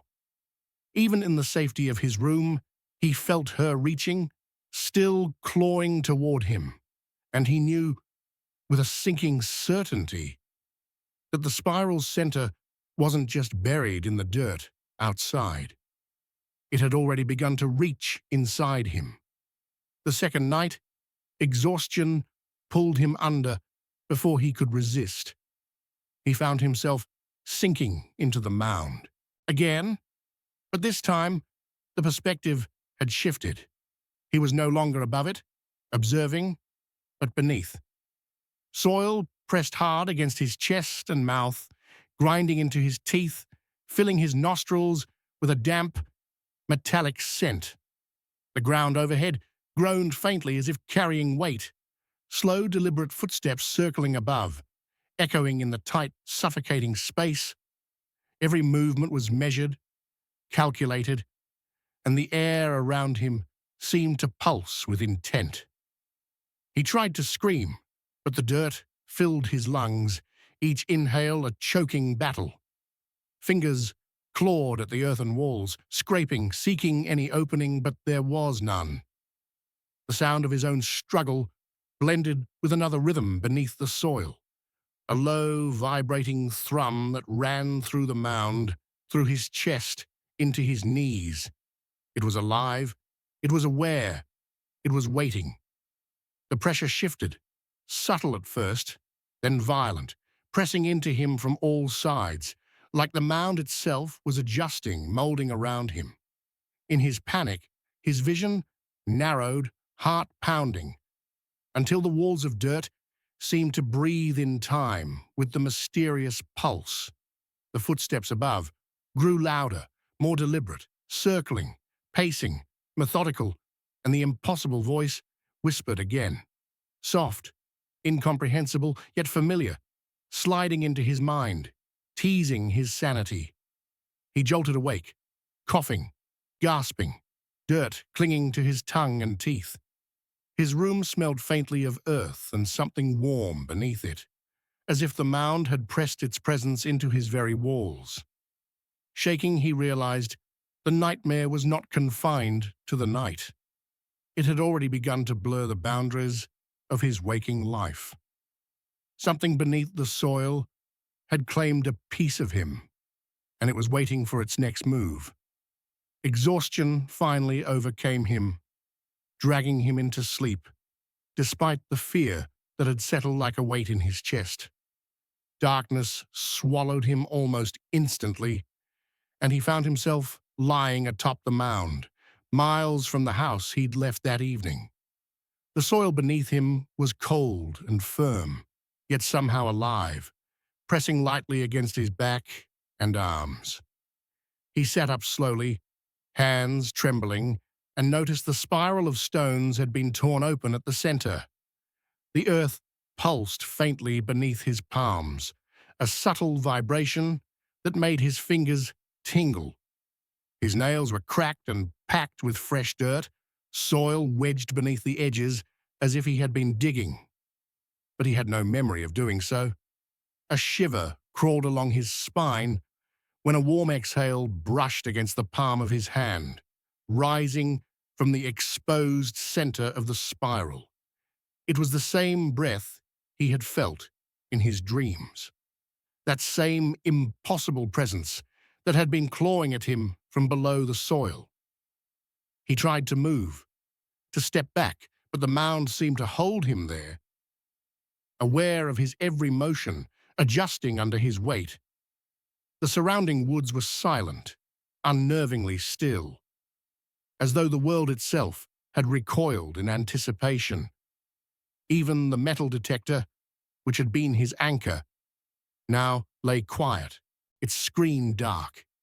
He realized, with a sinking certainty, that the mound had claimed him in a way he could not yet comprehend. He had become part of it, tethered to the breathing earth beneath. And yet, there was movement still, subtle and deliberate, rising from the spiral's heart, whispering its warning. He was no longer the observer. He was now part of whatever watched, whatever waited, and the line between dream and waking had vanished entirely. Panic rose in him like a living thing. He scrambled to the spiral, hands trembling as he shoveled soil back over the torn center, arranging the stones in their exact order.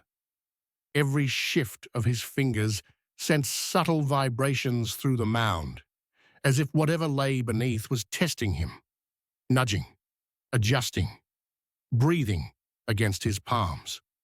The earth felt responsive, alive in a way that no natural soil should. He pressed harder, sweat slicking his skin, and the faint warmth pulsed against his hands again, like the slow, patient heartbeat of something buried deep. Once the stones were in place, the mound seemed to settle, flattening almost imperceptibly beneath his weight. The strange hum that had risen from it for nights quieted. The metal detector, which had screamed with warnings before, remained silent, its screen dead and dark. Relief threatened to overtake him, but he couldn't trust it. The air still carried the subtle metallic tang that had followed him from the first day, and shadows at the edge of the road seemed too deliberate, too patient, watching his every move. He stood, shoulders tight, glancing back only once at the mound.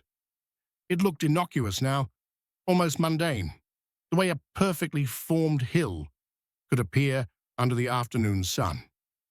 Yet, he knew better. Something had moved beneath, something patient and aware, and whatever it was had left a mark on him, an invisible tether, a warning that it could reach out again. He turned, running down the road, dirt under his nails, and in the seams of his clothes, never looking back. Behind him, the mound stayed still, silent, but he could feel it waiting. Somewhere in the earth, it exhaled and settled into its quiet vigilance. And though he fled, he knew the road and the breathing earth beneath it would never release him fully. Weeks passed, but the mound did not release its grip. He woke repeatedly in the nights, small bursts of panic crawling over his chest as he found dirt beneath his fingernails, soil rubbed into the sheets as though he had been digging in sleep. At first he tried to convince himself it was imagination, insomnia playing tricks, a memory of the spiral twisting into his dreams. But each night the sensation grew stronger, heavier, more deliberate, as though something was pressing up from beneath him, while he lay in the safety of his own bed. Sometimes, in the dark, he felt the pressure rise beneath him, subtle at first, then insistent, like fingertips pushing up from below the floorboards. He would wake gasping, nails streaked with grime, heart hammering, convinced the mound had followed him.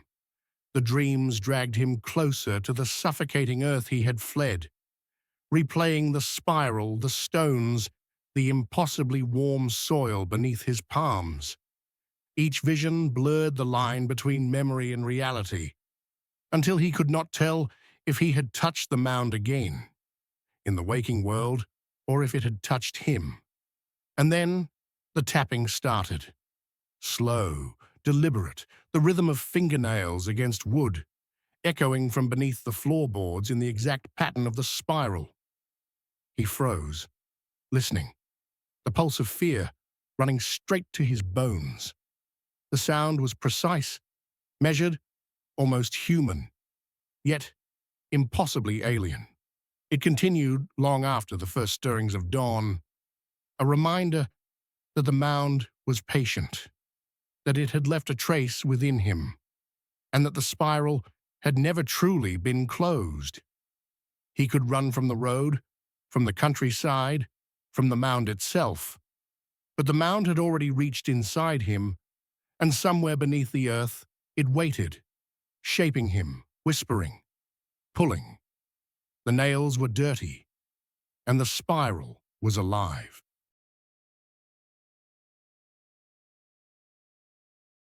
He had driven into the remote woods, seeking nothing more than silence, and the chance to capture wildlife through his lens, the kind of solitude that left the mind empty and alert at the same time.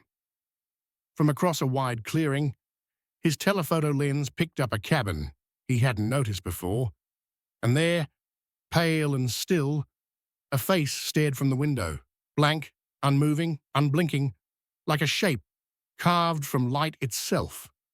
He lowered the camera slowly, heart hammering, and the window was empty, only the grey reflection of the trees flickering back at him. The clearing was silent again, too quiet, and though the rational part of him whispered that he'd imagined it, some deeper, instinctive part knew it had been there, watching, waiting, a presence too deliberate to dismiss. He hiked to the abandoned hunting cabin, each step crunching through dry leaves, driven by the certainty that the watcher in the window hadn't been a trick of the lens. Inside, dust lay thick on every surface, untouched and pristine, as though time itself had held its breath within these walls. Even his own footprints seemed hesitant, refusing to settle completely on the floorboards, as if the air itself resisted the disturbance. The wooden walls groaned faintly, a shifting, creaking sound that seemed to respond to his presence, adjusting alive in a way that made the hair on his arms rise. Every shadow felt too deliberate, every angle too measured, and he knew instinctively that the cabin was not empty. The house was waiting, patient, observing, aware of every movement he made. The cabin walls were lined with strange carvings, circles enclosing inverted tree symbols, etched deep into the wood, each groove sharp and deliberate, as if the hand that made them had known exactly where to strike. Outside, he noticed matching markings on several trees, freshly cut, yet no tools, no traces of human presence, not even footprints marred the forest floor. The forest itself seemed altered. Trees were subtly repositioned from where he remembered them an hour ago, their angles and spacing slightly off, as though the clearing had quietly rearranged itself while he wasn't watching.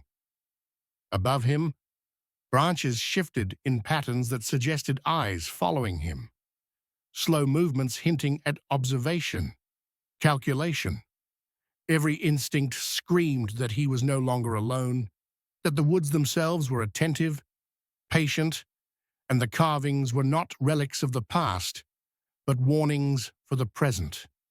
He set up camp, convincing himself the carvings were remnants of hunters or surveyors long gone. But as sunset bled into the clearing, a silence fell over the forest that was too thick, too expectant. Every sound of the night, the rustle of leaves, the snap of a twig, seemed muffled, measured, as if the woods themselves were holding their breath. Each time he checked the tree line, a trunk seemed to have leaned closer, shifted at impossible angles, subtle yet undeniable. Until by midnight, multiple trees appeared, to have inched forward, encroaching upon the clearing, reshaping it around him. The air grew heavy, smelling faintly of wet pine and something sharper he couldn't name. And he realized the forest was no longer just a backdrop. It was a presence, patient and aware, circling him in slow, deliberate rhythms. At dawn, he returned to the cabin and froze. Symbols on the walls had changed overnight. Details added that had not been there before, as if the wood itself had remembered and then rewritten the story. Fresh shavings littered the floor, though no tools, no hands, no footprints suggested how they had come to be. Outside, more trees now bore the same inverted symbols, arranged in a precise ring around his tent, enclosing him in a geometry that felt deliberate, intentional. His camera, lying on the ground beside him, caught faint white shapes, positioned between the trees, too subtle at first to register, but unmistakable, watching, waiting, impossible yet present. The clearing felt smaller, suffocating, and he understood with a shiver that the carvings were not passive marks of the past. They were living instructions, shaping the world around him, guiding something that had begun to move unseen. Night returned, thick and moonless, and the clearing felt impossibly tighter, as though the trees themselves had leaned closer while he wasn't looking. White silhouettes emerged behind several trunks, rigid and still, each posture identical to the cabin watcher's pale, unmoving stare, frozen in silent observation. Every time he shifted, their heads rotated in perfect unison, tracking him with impossible precision, and with each step he took toward his tent, they were already closer than they had been seconds before. The air was cold, biting at his skin, smelling faintly of iron and wet pine, and the forest seemed to pulse around him, patient and deliberate, containing a waiting presence that he could neither outrun nor understand. The moment stretched taut with dread, and he realized that by entering this clearing, he had stepped into a place where the rules of the natural world had no meaning, where something beyond comprehension was watching, learning, moving. He ran blindly through the clearing, relying on the flashes of his camera to navigate, each burst of light revealing glimpses of the cabin window, and with every photo, the pale figure inside appeared closer, its gaze fixed and unblinking, patient and deliberate. Panic clawed at his chest, and each click of the shutter illuminated more. White silhouettes now ringed him, advancing with impossible silence, their positions shifting faster than he could perceive. The forest had become a trap, the clearing a stage, and the images, captured in stark bursts of light, revealed that escape was an illusion. The watchers surrounded him completely, patient, inexorable. In a final flash, the camera caught the last shot from inside the cabin itself, though he had never crossed its threshold, and in that instant, the realization hit with icy clarity. He had been observed all along, and the distance between hunter and hunted had vanished entirely.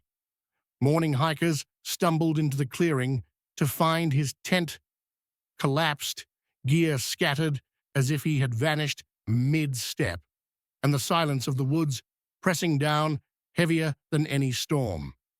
His camera lay by the cabin door, battery drained but otherwise intact, each photo etched with the unrelenting progression of the watcher advancing frame by frame toward the lens closer, inevitable. The cabin itself was empty, the door still closed, yet the window seemed to shimmer with the faintest reflection of something standing just beyond sight, patient and unblinking, waiting for the next visitor to look too closely.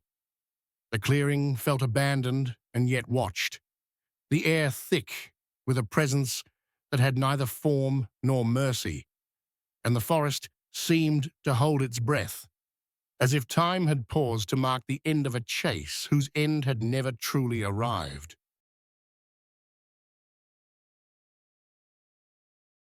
He followed the narrow farm road to the very last house on Old Briar Lane, headlights cutting through the low mist that hugged the overgrown fields on either side. The tall grass and weeds seemed to reach toward the truck, brushing against the tires, swallowing the road behind him so completely that no other homes appeared in sight. No signs of life, no faint glimmer of lights. The farmhouse emerged slowly from the darkness, squat and weathered, windows dull and unmoving, reflecting only the pale gleam of the truck's headlights. Even from a distance, the air felt different, thicker somehow still, as if it had mass, pressing against the cab, carrying a subtle chill that seeped in through the cracked seals of the doors. He parked at the edge of the rutted driveway and stepped out, boots crunching lightly over gravel. But even that sound seemed to dissipate before it fully formed, absorbed into the heavy quiet around the house. The scent of earth was damp and clinging with a faint, metallic tang he couldn't place, and the wind, usually restless at this hour, had vanished entirely, leaving the tall cornstalks and wild weeds motionless as statues. Each footstep toward the porch seemed to echo only inside his own skull, and as he approached the creaking boards, he realized the night itself had a weight, a kind of consciousness, focused, patient, and waiting. The farmhouse sat quietly in the dark, windows reflecting a room frozen in time, as though the air inside had held itself rigid, untouched for years, yet recently inhabited. The usual sounds of nocturnal life, frogs in the distant pond, wind through hollow trees, the scuttle of small animals, were absent, replaced by a dense, deliberate silence that pressed against his ears and chest. He paused at the edge of the porch, taking a shallow breath, aware that something unseen was watching, measuring the space between him and the house, counting his movements with a patience that felt almost alive. Even as he moved closer, the quiet followed, enveloping him, insisting he noticed the stillness, the way the shadows pooled and twisted unnaturally beneath the dim glow of the moon, waiting for something to reveal itself, something that might already know he had arrived. He knocked on the weathered door, the sound hollow and swallowed almost immediately by the oppressive stillness, then called out, his voice strange in the silence, bouncing back in faint echoes that offered no answer. The porch boards groaned under his weight, a slow, unsettled creak that seemed to stretch out, holding each step longer than it should, as if the house itself were testing him, counting him. He peered through the grimy window and froze. Plates of fresh food sat neatly arranged on the table, steam long gone but surfaces pristine, as though someone had set them there moments before, yet the house remained silent, empty, holding its breath. Every instinct told him to step back, to retreat, but the scene pressed forward, impossible and compelling, the quiet so absolute that even his own heartbeat thudded too loudly in his ears. The air felt different here, heavier, almost viscous, carrying the faint scent of something cooked but unfamiliar. Mingling with the dust and decay of the old farmhouse, he circled slowly, craning his neck to catch any movement, any hint of life. But there was none, only the still plates, the polished wood reflecting the dim moonlight, the deliberate hush that pressed against his chest. Shadows clung to corners, and the faintest flicker of movement in the reflection suggested something just beyond the edge of vision. A presence, holding itself perfectly still, waiting for him to notice. Each second stretched too long, a rhythmless, patient tempo that seemed tuned to him alone, and he realized the house was not just empty, it was aware, attentive, focused, and the silence was its voice. His pulse quickened as the shadows deepened, and the porch beneath his boots groaned again, a subtle, deliberate complaint. And for a moment, he thought he caught the faintest shift of the curtains, as if the air inside itself had moved to observe him. The sense of being measured, counted, weighed against some unknowable standard pressed down, and he stepped back instinctively, still unable to comprehend what he had just seen. The untouched food, the total absence of motion, the quiet that felt like fingers brushing against his mind. The house waited, and he knew with a deep, sinking certainty that it had been waiting for him all along. He moved around the house, every step slow and deliberate, listening to the creak of the old floorboards beneath his shoes, the faint rustle of unseen insects, the whisper of wind that refused to move the cornstalks nearby. Then it happened. A sharp, insistent ring, old-fashioned and piercing, slicing through the quiet like a blade. He froze, heart thudding, unsure how a supposedly empty house could have power, how a phone that shouldn't exist could demand attention in the middle of nowhere. The ring came again, longer this time, echoing from within, vibrating against the walls, drawing him closer, pulling him toward the door he had just circled. The air grew colder, carrying a faint metallic tang, and every instinct screamed that he should turn away. But curiosity, something far more dangerous, kept him inching forward. His fingers brushed the doorframe, feeling the paint flake beneath his touch, and the house seemed to inhale, holding the silence in perfect counterpoint to the ringing, amplifying it, stretching it, pressing it into his chest. Time warped as the second, louder ring cut through the night again, longer, more insistent, a rhythm that felt alive, aware, almost sentient, measuring his hesitation. He leaned closer, eyes scanning the dim interior through the glass, catching glimpses of shadows that moved with a life of their own, subtle shifts behind the heavy curtains, the pale gleam of a tabletop reflecting the moonlight. The phone rang again, demanding, insistent, and he edged toward the door, knuckles brushing the worn doorknob, feeling the chill seep through his skin, a tremor that ran down his spine. The quiet of the house pressed around him like water, viscous, patient, and he realized the ring was more than sound. It was a summons, a pulse that threaded itself through the walls, into the floorboards, into the air that clung to him. He hesitated, the house waiting, measuring, holding itself perfectly still except for the ringing that would not stop. And he knew deep in the pit of his stomach that moving closer carried risk he could not yet understand. Every instinct screamed retreat, yet something unexplainable pulled him forward, toward the impossible, toward the phone that shouldn't ring at all. The instant his hand brushed the doorknob, the ringing stopped, leaving a silence so absolute it pressed against his eardrums. Then came the whisper, low and trembling, almost lost in the still air, but urgent enough to make his skin crawl. It was a voice, fragile yet insistent, slipping through the wall, telling him to leave before it returned, each syllable carrying a weight that seemed to vibrate through the floorboards beneath his boots.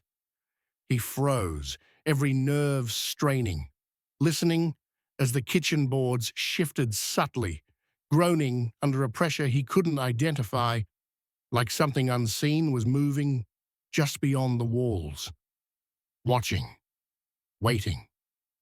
The air smelled faintly metallic, mingled with the faint warmth of cooked food that shouldn't have been there, and the shadows in the corners of the house stretched unnaturally, curling toward him, as though the room itself had exhaled a warning.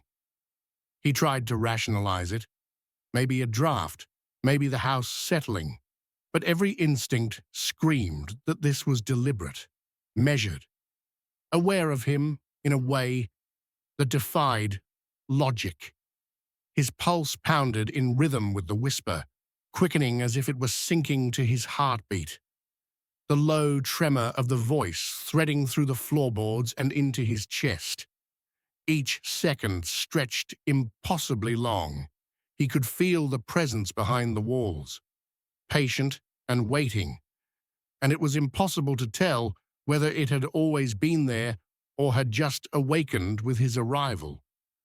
The stillness between whispers felt heavier, almost tangible, pressing into his shoulders and across his back, urging him toward the exit, toward the truck, toward safety that seemed to recede the further he looked. Yet despite the instinct to flee, his eyes were drawn to the dim interior, the unbroken silence, the untouched plates on the table, and he realized the house itself was alive with intention, aware of his presence, counting, anticipating. The whisper came again, softer this time, just enough to make his skin crawl, just enough to tell him he had already lingered too long. And the floorboards shifted beneath him once more, subtle and deliberate, as though something inside had taken a step, closer, unseen, but present. He backed away slowly, every sense heightened, aware that the warning had not been idle, and that whatever had spoken through the wall would not forget him, or forgive him for being there. He bolted for the truck, heart hammering, each footstep lost in the thick, unnatural silence that had fallen over the farmhouse. The night air hit him cold, carrying the faint rustle of corn stalks, and when he glanced in the rearview mirror, his stomach turned. The cornfield, which had seemed empty moments before, now parted in a straight, impossible line, and from within that darkness emerged a figure, tall, thin, limbs bent at angles that shouldn't exist, like broken branches animated with a terrible life of their own. It moved in jerking, uneven strides, each one deliberate, calculated, bridging the distance between the field and the house with a patience that defied natural motion. The pale moonlight caught on its elongated form, emphasizing the wrongness of its posture, the rigidity of its spines and joints, the way it seemed to know precisely where to place each foot, each hand, without faltering. The air seemed to vibrate with its presence, carrying a metallic tang, that stung his nostrils, and the truck felt impossibly heavy beneath him, the engine growling to life as if it understood the urgency. His mind raced, trying to reconcile what he was seeing with what he knew to be real, but every instinct screamed the impossible, that this thing, this warped mimic of a human, had waited, had watched, had learned the rhythm of the land, the timing of his steps, and now it was moving in response. He slammed the doors shut, fumbling with the keys, and the figure halted for a fraction of a second, tilting its head in a way that no human should, studying him with an intelligence that was not entirely mortal. Then it continued, every movement stuttering but purposeful, crawling across the yard toward the farmhouse in a way that made the soil seem unwilling to bear its weight. The air thickened around him, carrying the low, almost inaudible sound of stalks bending unnaturally, and he felt an instinctive, irrational certainty that the thing had been there all along, hidden, waiting for the exact moment to reveal itself.